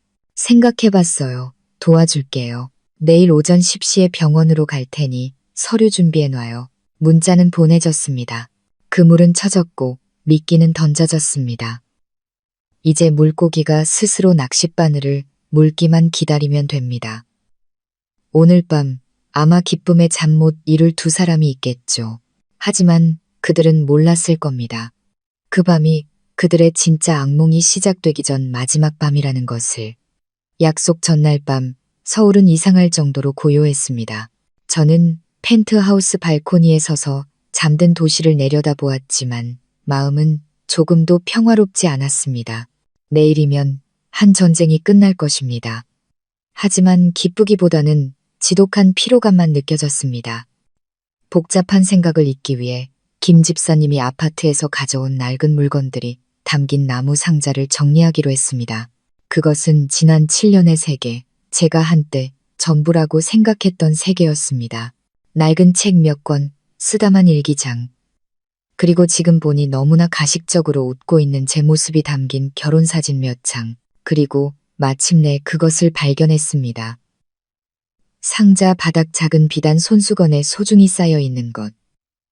어머니의 유품인 2100자 팔찌의 조각들이었습니다. 심장이 익숙한 통증으로 옥신거렸습니다. 손바닥에 조각들을 쏟아냈습니다. 옥색 유약이 발린 백자 조각들이 차갑게 잠들어 있었습니다. 박 여사가 제 손에서 그것을 빼앗아 벽에 던지던 순간이 떠올랐습니다. 그것이 깨지는 소리는 7년의 정이 깨지는 소리이기도 했습니다. 저는 가장 큰 조각을 만지작거렸습니다. 유약의 무늬는 여전히 정교했습니다. 문득 저는 멈칫했습니다. 무언가 이상했습니다. 깨진 단면에서 불빛 아래 작은 점 하나가 반짝이는 것을 보았습니다. 흙과는 다른 이상한 금속 빛이었습니다. 심장이 빠르게 뛰기 시작했습니다. 호기심의 작은 바늘로 그 금속점을 살살 긁어보았습니다. 도자기 가루가 부서져 내리고 쌀알보다도 작은 검은 물체가 손바닥 위로 떨어졌습니다. 그것은 칩, 초소형 마이크로칩이었습니다. 온몸이 차갑게 식었습니다.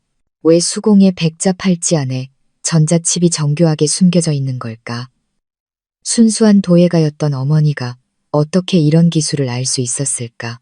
머리가 복잡하게 얽히며 흩어져 있던 조각들이 저절로 맞춰지기 시작했습니다. 몇 주 전 작은아버지의 의미심장한 질문이 떠올랐습니다. 내 어머니가 주신 그 백자 팔찌는 어디 갔니? 네가 그거 엄청 아끼지 않았니? 녹음 파일 속 박 여사의 자백이 생각났습니다. 그 양반이 이게 니들 집안 재산을 여는 열쇠라고 했어. 그 멍청한 백자 팔찌를 못 얻었으니 이걸로라도 해야지. 백자 팔찌, 열쇠. 터무니없지만 소름 끼치도록 합리적인 생각이 머리를 스쳤습니다. 작은아버지는 단순히 특허권을 노린 게 아니었습니다. 그가 처음부터 진짜로 노렸던 것은 바로 이 백자 팔찌였습니다. 박 여사가 그것을 깨뜨린 것은 그의 계획에 없던 사고였고 그래서 계획을 바꿔야 했던 것입니다. 그리고 그 팔찌를 몇 년 동안 차고 다녔던 저는 제 몸에 거대한 비밀을 지니고 있다는 사실을 전혀 모르고 있었습니다. 제 결혼, 강준 씨의 배신, 모든 것이 단순한 고부 갈등이나 변심이 아닐지도 모릅니다. 어쩌면 저는 훨씬 더 큰 체스판 위에 졸에 불과했을지도 모릅니다. 제가 존재조차 몰랐던 체스판. 저는 손바닥 안에 칩을 꽉 쥐었습니다. 그것의 차가운 감촉이 심장으로 곧장 전해졌습니다. 아버지를 만나야 했습니다. 즉시 저는 바람처럼 아버지의 서재로 달려갔습니다. 노크하는 것도 잊었습니다. 아버지는 책을 읽고 계셨습니다. 황급히 뛰어들어온 제 넋 나간 얼굴을 보고 놀라 고개를 드셨습니다. 서연아, 무슨 일이냐? 저는 아무 말 없이 작은 마이크로칩을 책상 위에 올려놓았습니다. 그 옆에는 백자 팔찌의 조각들이 있었습니다. 아버지는 미간을 찌푸리셨습니다. 칩을 집어들고 눈을 가늘게 뜨고 보시더니 이내 얼굴색이 변했습니다. 경악, 당혹, 그리고 마침내 차가운 분노가 그의 눈에 선명하게 드러났습니다. 이게 네 엄마 팔찌 안에 있었다고? 아버지의 목소리가 떨렸습니다. 이게 뭔지 아시는 거죠? 아버지. 제가 물었습니다. 심장이 터질 듯 뛰었습니다. 아버지는 의자에 몸을 기댔고 무거운 한숨을 내쉬었습니다. 아버지는 눈을 감고 감정을 추스르려는 듯 보였습니다. 이건 명인 키다. 아버지가 쉰 목소리로 말했습니다. 너와 내가 10년도 더 전에 함께 만든 것이지. 아버지는 제가 전혀 몰랐던 이야기를 시작하셨습니다. 10여 년 전 명인그룹이 큰 위기를 맞아 파산 직전까지 갔을 때 부모님은 모든 계란을 한 바구니에 담는 것이 얼마나 위험한지 깨달으셨습니다. 그래서 스위스의 비밀리에 신탁 투자 펀드를 설립하고 개인 자산의 상당 부분을 그곳으로 옮기셨습니다. 그것은 구명보트이자 가문이 감당할 수 없는 큰 변고를 만났을 때를 대비한 마지막 퇴로였습니다.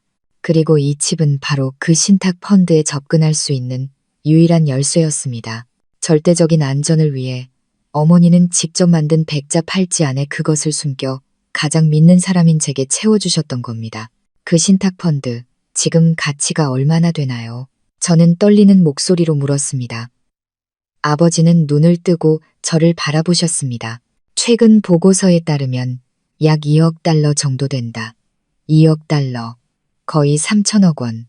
명인 그룹의 추정 가치보다도 더 큰 액수였습니다. 누구라도 눈이 멀게 할 만한 재산. 친족이라 할지라도요. 작은아버지. 제가 내뱉었습니다. 아버지는 고개를 끄덕이셨습니다. 그의 얼굴에는 깊은 고통이 서려 있었습니다. 늘 사랑하고 믿었던 친동생에게서 온 배신의 고통, 이제야 알겠다. 그놈은 특허권을 노린 게 아니었어. 이걸 노린 거였지. 이 비밀을 오래전부터 알고 있었던 게야. 가식적인 관심, 의미심장한 질문들 모두 연극이었습니다.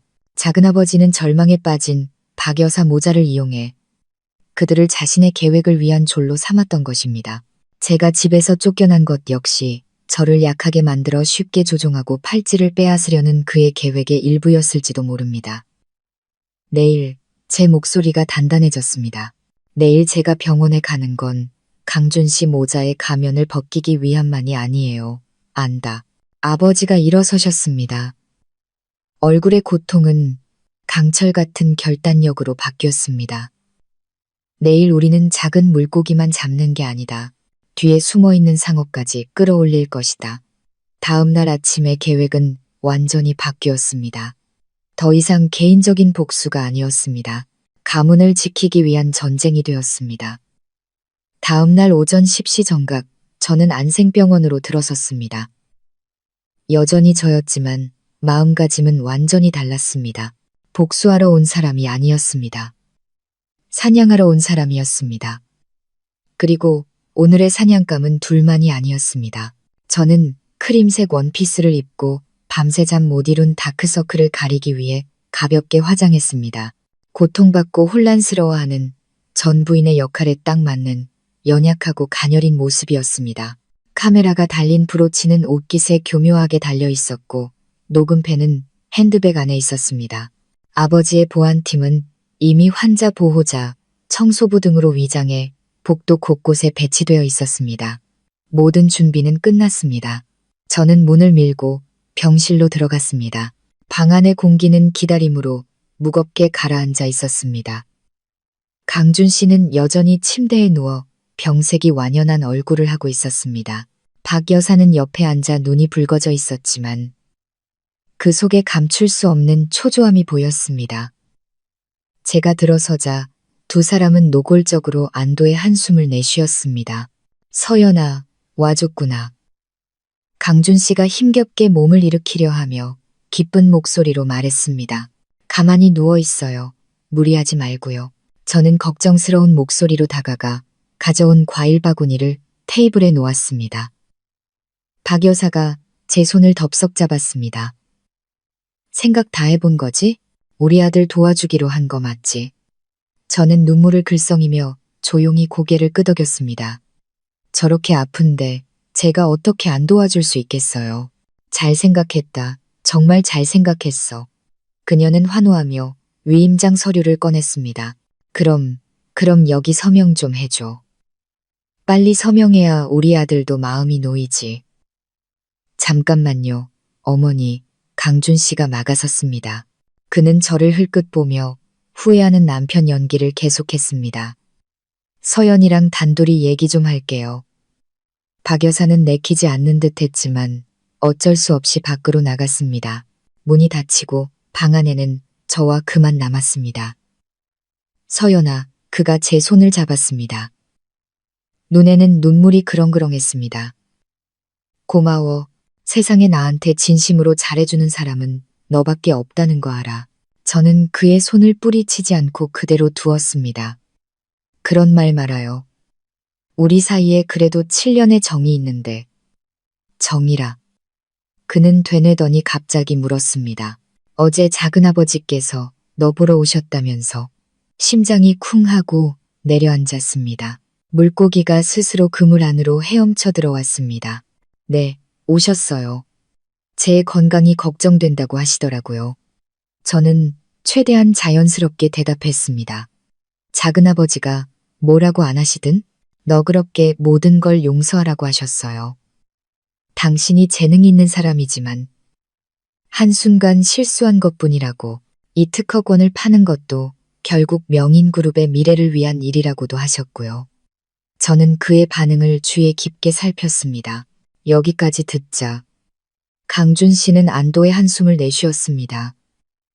그의 마지막 의심이 사라진 것입니다. 그는 작은아버지가 저를 완전히 설득했다고, 제가 아무것도 의심하지 않는다고 믿었습니다. 맞아, 작은아버지, 말씀이 다 맞아. 그는 황급히 맞장구 쳤습니다. 다 가문의 미래를 위한 일이지. 알아요. 저는 부드럽게 말했습니다. 그런데 한 가지 궁금한 게 있어요. 이 특허권 매각 대금이 꽤 크다고 들었어요. 그 돈으로 저랑 아이들 보상해주고 당신 장례 치른다고 했죠. 혹시 그중 일부는 작은아버지 빚 갚는 데 쓰는 거 아니에요? 요즘 작은아버지도 사업이 힘드시다고 들었는데. 제 질문, 마지막 탐색전은 그의 약점을 정확히 찔렀습니다. 강준 씨는 멈칫했습니다. 얼굴의 자신감은 순식간에 당혹감으로 변했습니다. 네. 네가 무슨 소리라는 거야? 왜 작은아버지 빚을 갚아? 그가 더듬거리며 변명하려 했습니다. 바로 그때 병실 문이 벌컥 열렸습니다. 더 이상 기다릴 수 없었던 박 여사가 환한 얼굴로 들어왔습니다. 얘기 다 끝났니? 이제 서류에 서명해야지. 아들의 당황한 얼굴과 제 질문이 끝나지 않은 것을 보고 그녀는 조바심을 냈습니다. 아이고, 이제 와서 쟤한테 숨길 게 뭐 있어? 그녀는 자신이 무덤을 파고 있다는 사실도 모른 채 떠들어댔습니다. 어차피 곧 작은아버지랑 한 식구 될 사이인데 뭐. 엄마, 강준 씨가 어머니를 막으려 소리쳤지만 너무 늦었습니다. 저는 이해가 안 된다는 듯 미간을 찌푸렸습니다. 작은아버지랑 한 식구요? 무슨 말씀이세요? 박 여사는 제가 완전히 자기들 소나귀에 들어왔다고 생각하고 조금의 경계심도 없이 의기양양하게 말했습니다. 네가 서명해서 강준이 특허권 파는 거 도와주면 작은아버지가 내 빚 다 탕감해 주신다고 했어. 우리 강준이한테 너보다 100배는 나은 여자 찾아주겠다고 약속도 하셨고. 그러니 이게 네가 이 집안에서 꺼지기 전에 베푸는 마지막 선행인 셈이지. 그녀의 독하고 어리석은 말 한마디. 한마디는 제 핸드백 속 펜과 브로치를 통해 선명하게 기록되었습니다.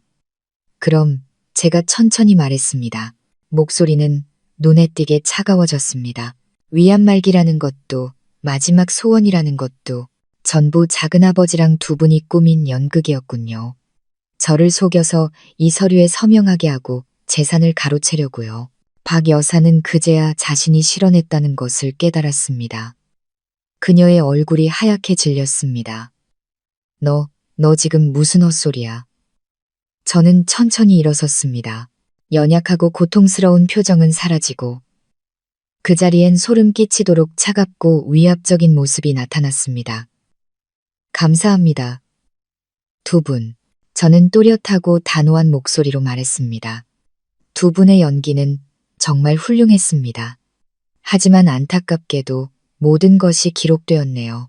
저는 태연하게 핸드백에서 만년필을 꺼내고 브로치를 떼어내 테이블 위에 올려놓았습니다. 카메라와 녹음기입니다. 성능이 아주 좋아서 법정 증거로 쓰기에 충분할 겁니다. 강준 씨와 그의 어머니는 그 자리에 얼어붙었습니다. 하얗던 얼굴은 잿빛으로 변했습니다. 그들은 저를 마치 괴물을 보듯 쳐다보았습니다. 자신들이 늘 멸시하던 순진한 촌뜨기가 이렇게 정교한 덫을 놓았다는 것을 믿을 수 없었습니다. 네가 감히. 박 여사가 떨리는 손으로 저를 가리켰습니다. 바로 그때 병실 문이 다시 한번 열렸습니다. 하지만 이번에 들어온 사람은 간호사가 아니었습니다. 김 집사님과 보안팀, 그리고 명인그룹의 변호사 2명이었습니다. 그들은 조용히 들어와 모든 탈출로를 막는 포위망을 형성했습니다. 강준 씨와 박 여사의 얼굴에는 핏기라고는 찾아볼 수 없었습니다. 극도의 공포와 절망이 그들의 눈에 선명했습니다. 그들은 깨달았습니다. 자신들이 졌다는 것을 아주 처참하게. 일주일 후 저는 아버지의 이름으로 할아버지의 제사를 성대하게 치르겠다고 알리고 양가 친척들을 모두 초대했습니다. 이렇게 큰 집안 행사에 거절할 수 있는 사람은 아무도 없었습니다. 저는 직접 작은아버지에게 전화했습니다. 작은아버지, 이번 주말이 할아버지 제사예요. 성대하게 치르고 싶은데 모두 모셔야죠. 작은아버지가 저희 집안의 어른이시니 꼭 오셔서 아버지랑 같이 제사를 주관해 주셔야 해요. 수학이 넘어 그의 목소리는 조금 머뭇거렸습니다. 아, 그래, 잘 됐네. 그런데 작은아빠가 이번 주말에 중요한 출장이 있는데. 출장이야 미룰 수 있잖아요, 작은아버지. 저는 말을 자르며 여전히 상냥하지만 거절을 허용하지 않는 목소리로 말했습니다. 집안일이 가장 중요하죠. 아버지께서도 작은아버지 안 오시면 많이 서운해하실 거라고 하셨어요. 그가 두려워하고 있다는 것을 알았지만 그는 오지 않을 수 없었습니다. 이렇게 중요한 날에 불참하는 것은 스스로 죄가 있다고 인정하는 꼴이었으니까요. 알겠다. 일정 조정해 볼게. 그는 결국 동의할 수밖에 없었습니다. 다음으로 저는 시댁 쪽 친척 한 명에게 은밀히 소식을 흘렸습니다. 제사 때 강준 씨의 미래에 대한 중대 발표가 있을 것이라고. 이 소식이 박 여사, 모자의 귀에 들어갈 것이라는 걸 알았습니다. 그들은 제가 함정에 빠졌고 곧 자신들을 도울 것이라 믿고 있었기에 어떻게든 참석하려 할 것이 분명했습니다. 그리고 제 예상대로 바로 그날 오후 작은아버지가 제게 다시 전화했습니다. 조금 난처한 목소리였습니다. 서연아, 좀 말하기 못한데 강준이네 엄마가 네가 제사 지낸다는 소식을 듣고 와서 할아버지께 향이라도 하나 올리고 싶어 하더라. 자식된 도리라고 생각해서. 그럼요, 작은아버지. 저는 아주 너그러운 척 대답했습니다. 그래도 한때 한 식구였는데요. 두 분 다 오시라고 하세요. 덫은 완벽하게 설치되었습니다. 모든 주연 배우들이 준비를 마쳤습니다. 제삿날, 이천에 있는 고풍스러운 종갓집은 향연기로 가득했습니다. 분위기는 장엄하고 고요했습니다. 저는 소박한 검은색 원피스를 입고 머리를 단정하게 묶은 채 아버지 곁에서 조용히 일을 도왔습니다. 작은아버지는 여전히 인자한 미소를 띠고 있었지만 눈빛은 계속해서 저를 의심스럽게 훑었습니다. 박 여사 모자도 보였습니다. 그들은 한쪽 구석에서 최대한 겸손하고 슬픈 척하고 있었습니다. 제사가 끝나고 모두가 음식상 주위에 둘러앉아 분위기가 조금 누그러졌을 때였습니다. 바로 그때 저는 아버지의 허락을 받고 천천히 대청마루로 올라가 조상님 위패 앞에 섰습니다. 모든 친척 어르신들, 고모, 삼촌, 이모님들, 제가 입을 열었습니다. 제 목소리가 또렷하게 울려 퍼지자 모두가 조용해지며 저를 쳐다보았습니다. 오늘 할아버지 제삿날 조상님들 앞에서 드릴 말씀이 몇 가지 있습니다. 작은아버지가 살짝 미간을 찌푸리는 것을 보았습니다. 박 여사 모자가 기대에 찬 눈빛으로 서로를 쳐다보는 것도 보았습니다. 제가 강준 씨를 돕겠다고 선언할 것이라 생각하는 것이겠죠. 우리 가문은 대대로 신의와 의리를 가장 중요하게 여겨왔습니다. 하지만 슬프게도 오늘 바로 이 자리에 그 가치를 짓밟은 자들이 있습니다. 온 집안이 웅성거렸습니다. 아버지는 여전히 표정 없이 앉아 계셨지만 저를 지지하고 계시다는 것을 알 수 있었습니다. 모두가 짐작만 하게 할 수는 없으니 저는 휴대폰을 든 채 말을 이었습니다. 제가 녹음 파일 하나를 들려드리겠습니다. 제가 재생 버튼을 누르는 순간 종갓집의 고요한 공간에 침묵이 내려앉았습니다. 모든 웃음소리, 건배 소리가 멎고 오직 피어오르는 향 연기와 짙게 깔린 긴장감만이 남았습니다. 녹음이 시작되었습니다. 서연아, 아가, 내가 잘못했다. 제발 우리 강준이 좀 살려줘. 박 여사의 처절한 울음소리가 선명하게 울려 퍼졌습니다. 몇몇 친척들이 동정의 눈빛으로 그녀를 쳐다보았습니다. 박 여사는 고개를 숙인 채 어깨를 떨며 계속해서 가련한 연기를 했습니다. 대화는 위임장에 대한 제 질문으로 이어졌습니다. 강준 씨의 약하고 계산적인 목소리가 흘러나왔습니다.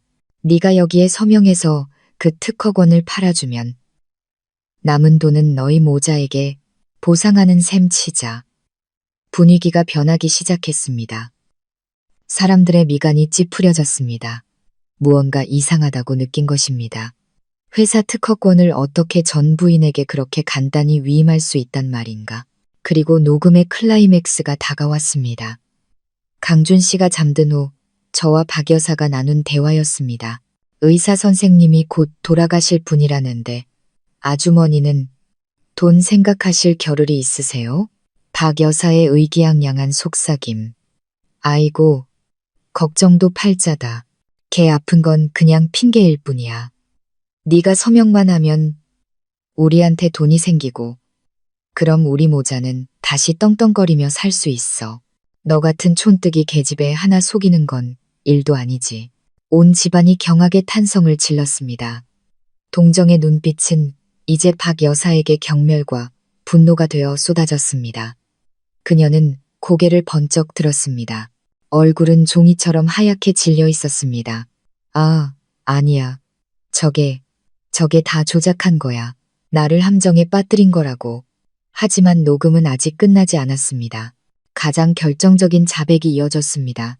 그런데 돈을 받으면 작은아버님께는 어떻게 나눠드리죠? 그분도 돈이 급하시다던데. 박 여사의 초조한 목소리. 걱정 마라. 일단 돈부터 받고 보자.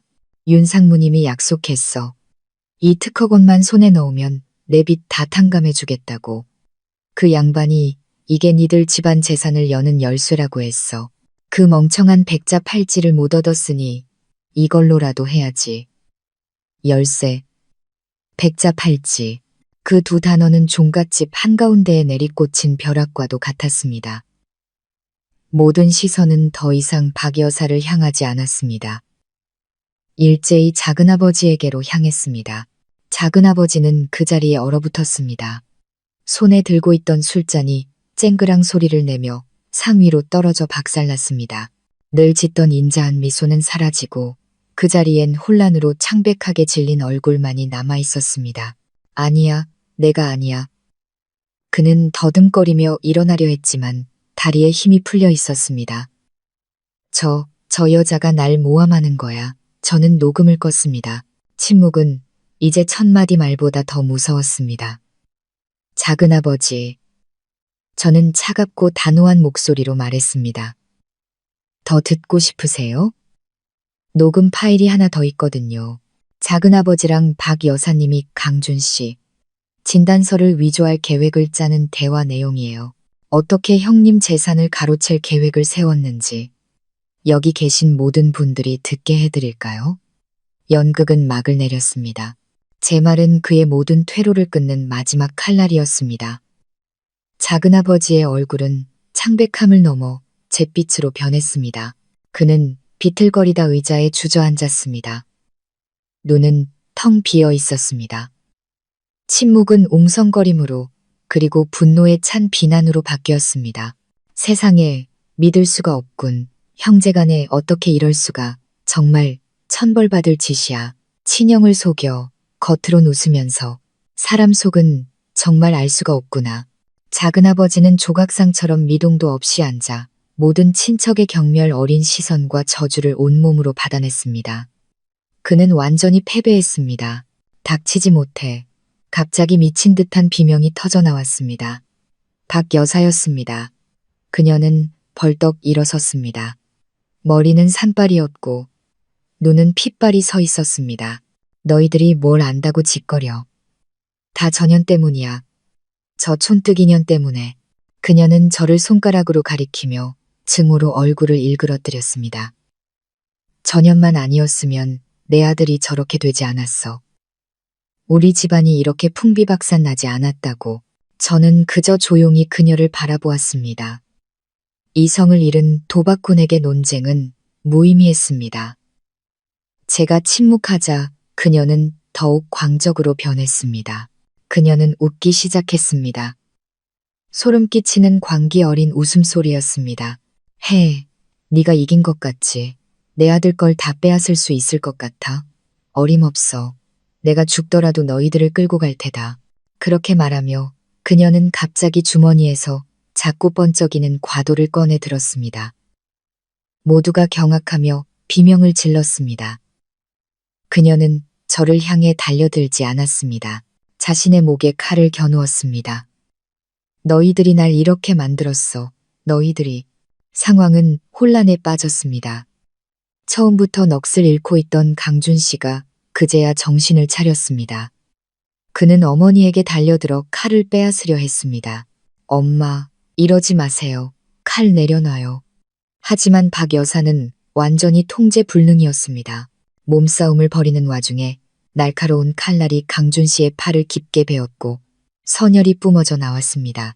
동시에 박 여사는 아마 극도의 흥분과 공포 때문이었는지 눈이 뒤집히며 몸이 축 늘어지더니 거품을 물고 바닥에 쓰러졌습니다. 모든 것이 순식간에 일어났습니다. 비명, 울음소리, 구급차를 부르는 소리가 온 집안에 울려 퍼졌습니다. 장엄했던 제사는 끔찍한 비극의 현장으로 변했습니다. 저는 한쪽 구석에 서서 이 모든 것을 조용히 지켜보았습니다. 통쾌하지도 기쁘지도 않았습니다. 마음속에는 이상한 공허함만이 가득했습니다. 이것은 그들이 스스로 선택한 결말이었습니다. 바람을 심은 자, 폭풍을 거두는 법. 인과응보는 단 한 번도 누구를 비껴간 적이 없습니다. 아버지가 제 곁으로 다가오셨습니다. 제 어깨에 손을 얹으셨습니다. 말없는 위로였습니다. 이제 다 끝났다, 딸아. 저는 고개를 끄덕였습니다. 그래요, 다 끝났습니다. 저는 집안 어른들에게 둘러싸여 추궁당하는 작은 아버지를 보았습니다. 겁에 질려 어머니를 끌어안고 있는 강준 씨를 보았습니다. 단 하룻밤 사이에 한 가정이 완전히 무너져 내렸습니다. 저는 살며시 배에 손을 얹었습니다. 내 아이들은 절대로 이런 비극을 겪게 하지 않을 거야. 저는 그렇게 스스로에게 맹세했습니다. 아수라장이 된 그곳을 뒤로하고 저는 조용히 종갓집 뒤뜰로 나왔습니다. 시골의 맑은 공기가 마음을 조금이나마 진정시켜 주었습니다. 방금 본 끔찍한 광경들을 씻어내기 위한 고요함이 필요했습니다. 오래된 느티나무 아래 서서 푸른 논을 바라보고 있을 때 비틀거리는 그림자 하나가 다가왔습니다.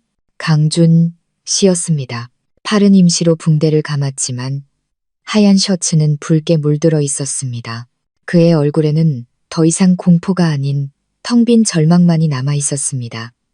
그는 제게서 몇 걸음 떨어진 곳에 서서 감히 다가오지 못했습니다. 우리는 한참 동안 말이 없었습니다.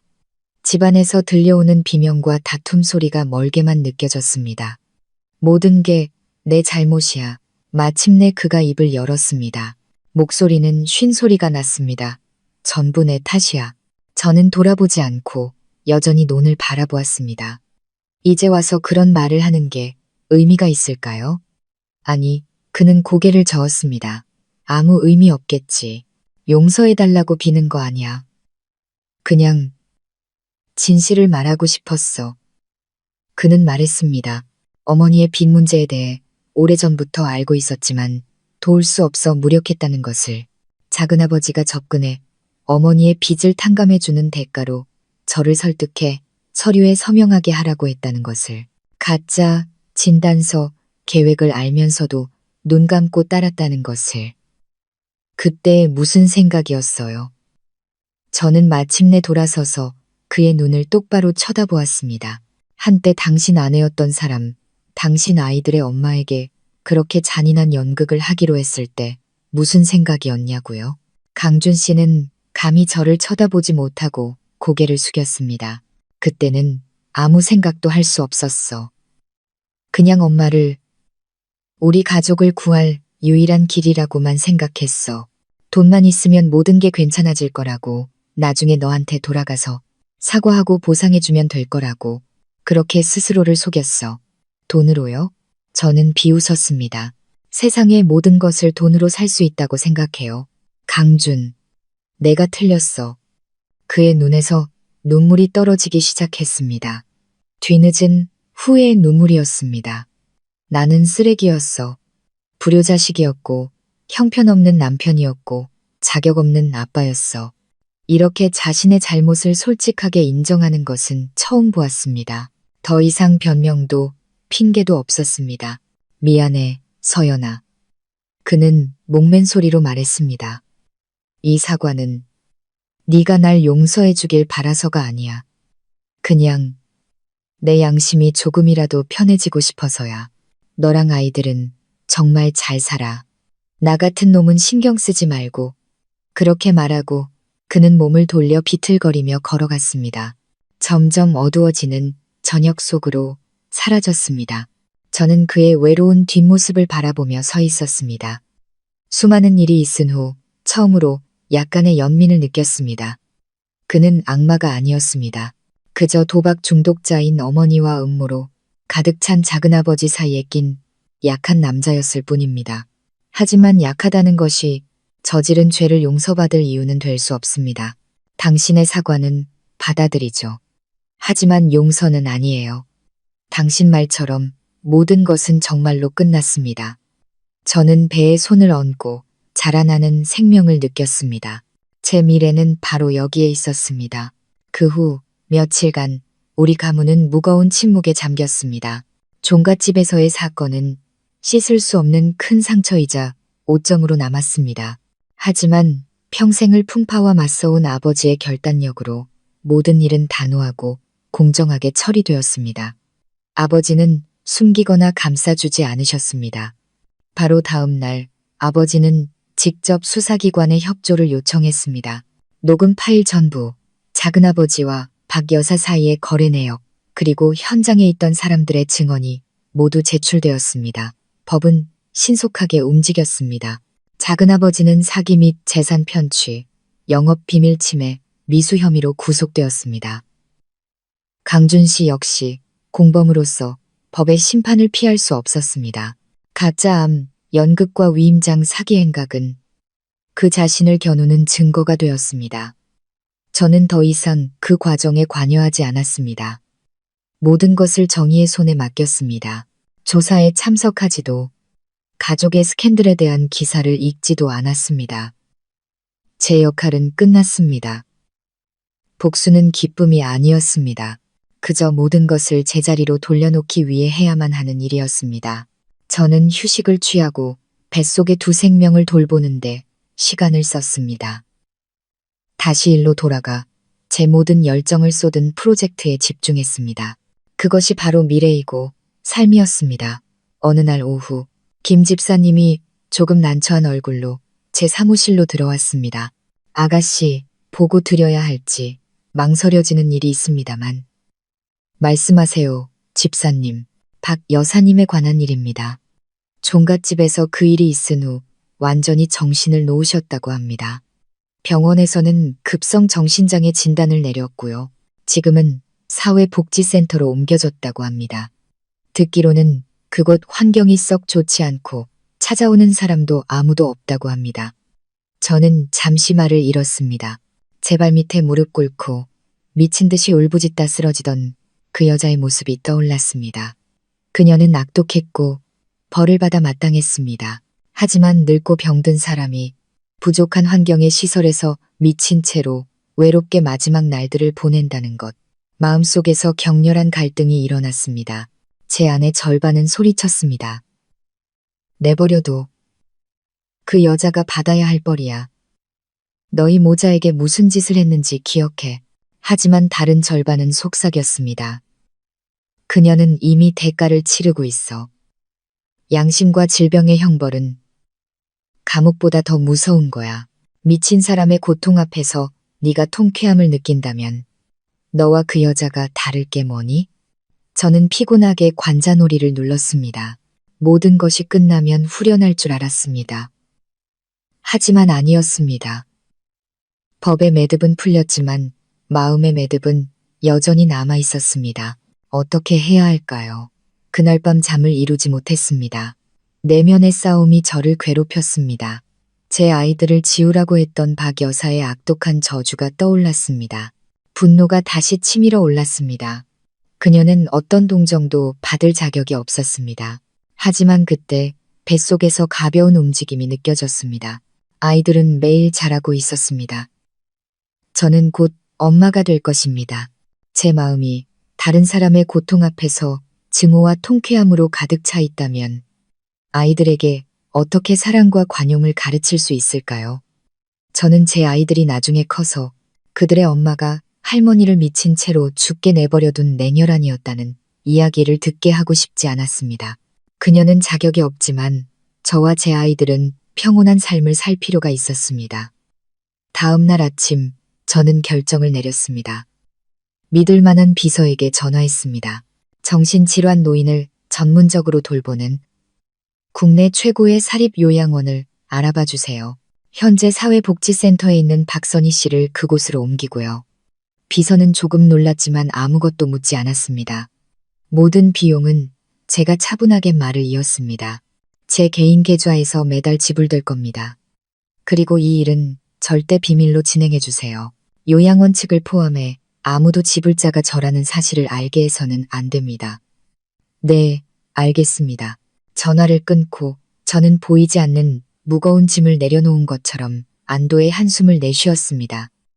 저는 박 여사를 용서하지 않았습니다.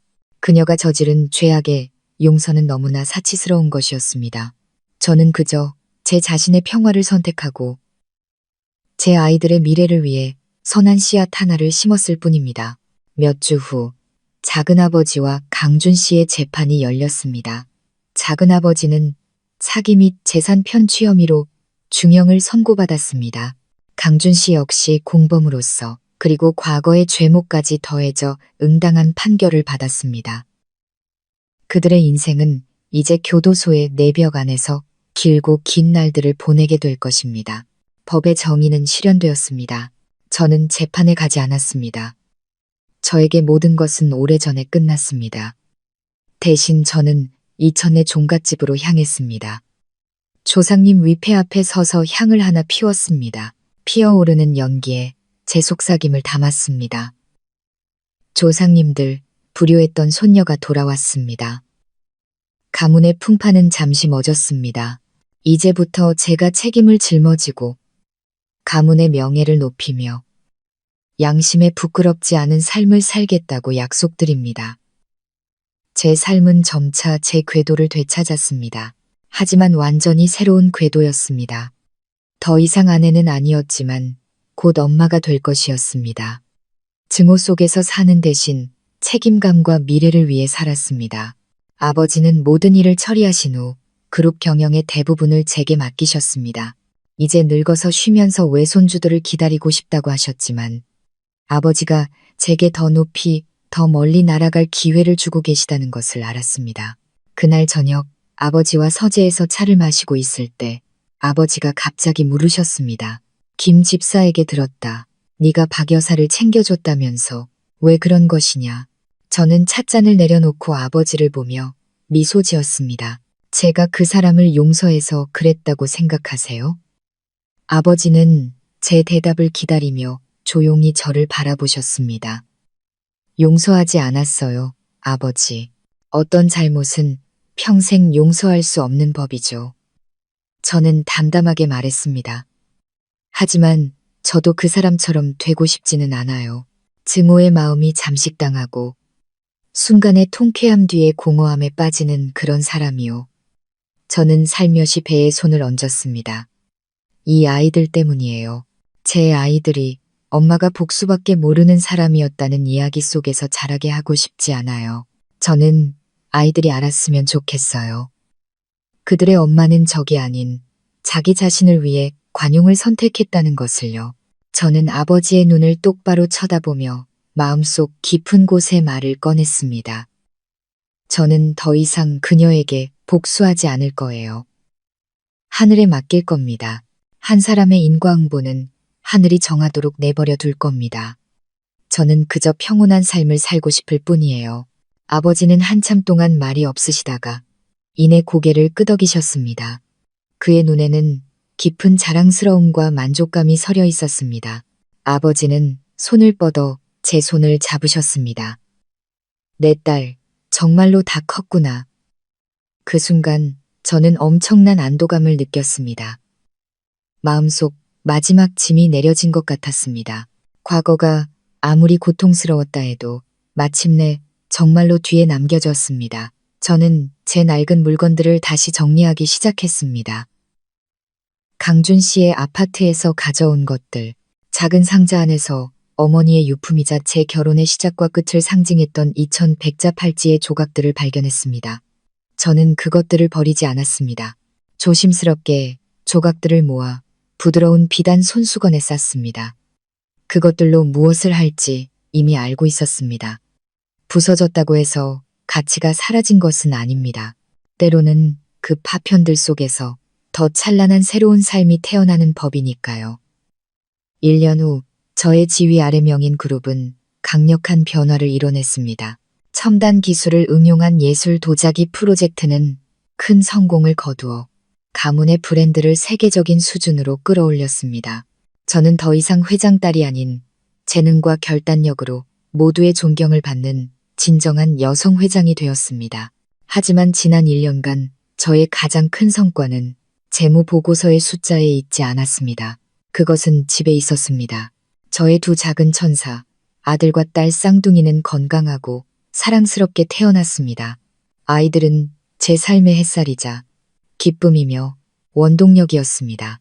매일 요람해서 잠든 아이들을 보며 제 삶이 이토록 완전하고 의미 있었던 적이 없었다고 느꼈습니다. 저는 제 약속을 지켰습니다. 새 프로젝트 수익의 일부로 어머니의 마음이라는 자선재단을 설립했습니다. 재단은 어려운 환경의 미혼모들에게 창업 자금과 직업교육을 지원하여 그들이 스스로의 힘으로 삶을 개척할 수 있도록 돕습니다. 제 자신의 고통에서 힘과 희망을 나누고 싶었습니다. 오늘은 화창한 주말입니다. 저는 두 아이를 데리고 이천의 오래된 도자기 공방으로 돌아왔습니다. 이곳은 이제 어머니의 마음 재단 여성들을 위한 창작 공간이자 무료 교실이 되었습니다. 저는 몰래 앞에 앉아 오랫동안 마음속에 품어왔던 작업을 직접 시작했습니다. 조심스럽게 오래된 백자 팔찌의 조각들을 꺼냈습니다. 킨츠기라고 불리는 금으로 깨진 그릇을 수리하는 일본의 특별한 기법을 사용했습니다. 저는 조심스럽게 조각 하나하나를 이어 붙였습니다. 저는 깨진 흔적을 감추려 하지 않았습니다. 오히려 금을 사용해 그것을 더욱 돋보이게 했습니다. 왜냐하면 한 사람의 가치는 완벽함에 있는 것이 아니라 자신의 상처를 어떻게 마주하고 치유하는가에 있다는 것을 알기 때문입니다. 작품이 완성되었습니다. 그것은 더 이상 팔찌가 아니었습니다. 세상에 단 하나뿐인 도의 예술 작품이었습니다. 금으로 이어진 균열들이 백자 위로 흘러내리며 햇살 아래 반짝였고 이상할 정도로 당당하고 강인한 아름다움을 만들어냈습니다. 제 탄생의 아름다움. 저는 작품을 가마에 넣고 두 아이를 품에 안았습니다. 마당에서는 다른 여성들이 열심히 도예를 배우고 있었습니다. 그들의 웃음소리, 아이들의 옹알이, 푸른 대나무 숲을 스치는 바람소리, 모든 것이 어우러져 평화로운 교향곡을 만들어냈습니다. 과거는 닫혔고 증오는 사라졌습니다. 이제 제 앞에는 새로운 새벽, 인생의 새로운 장이 펼쳐져 있었습니다. 바로 제 손으로 그 파편들 속에서 직접 만들어낸 삶. 오늘 이야기가 여러분의 마음에 와닿으셨다면 구독과 알림 설정을 잊지 말아주세요. 여러분의 소중한 공유와 댓글은 저희 마음 쉼터의 가장 큰 힘이 됩니다. 들어주셔서 진심으로 감사합니다. 다음 이야기에서 다시 뵙겠습니다.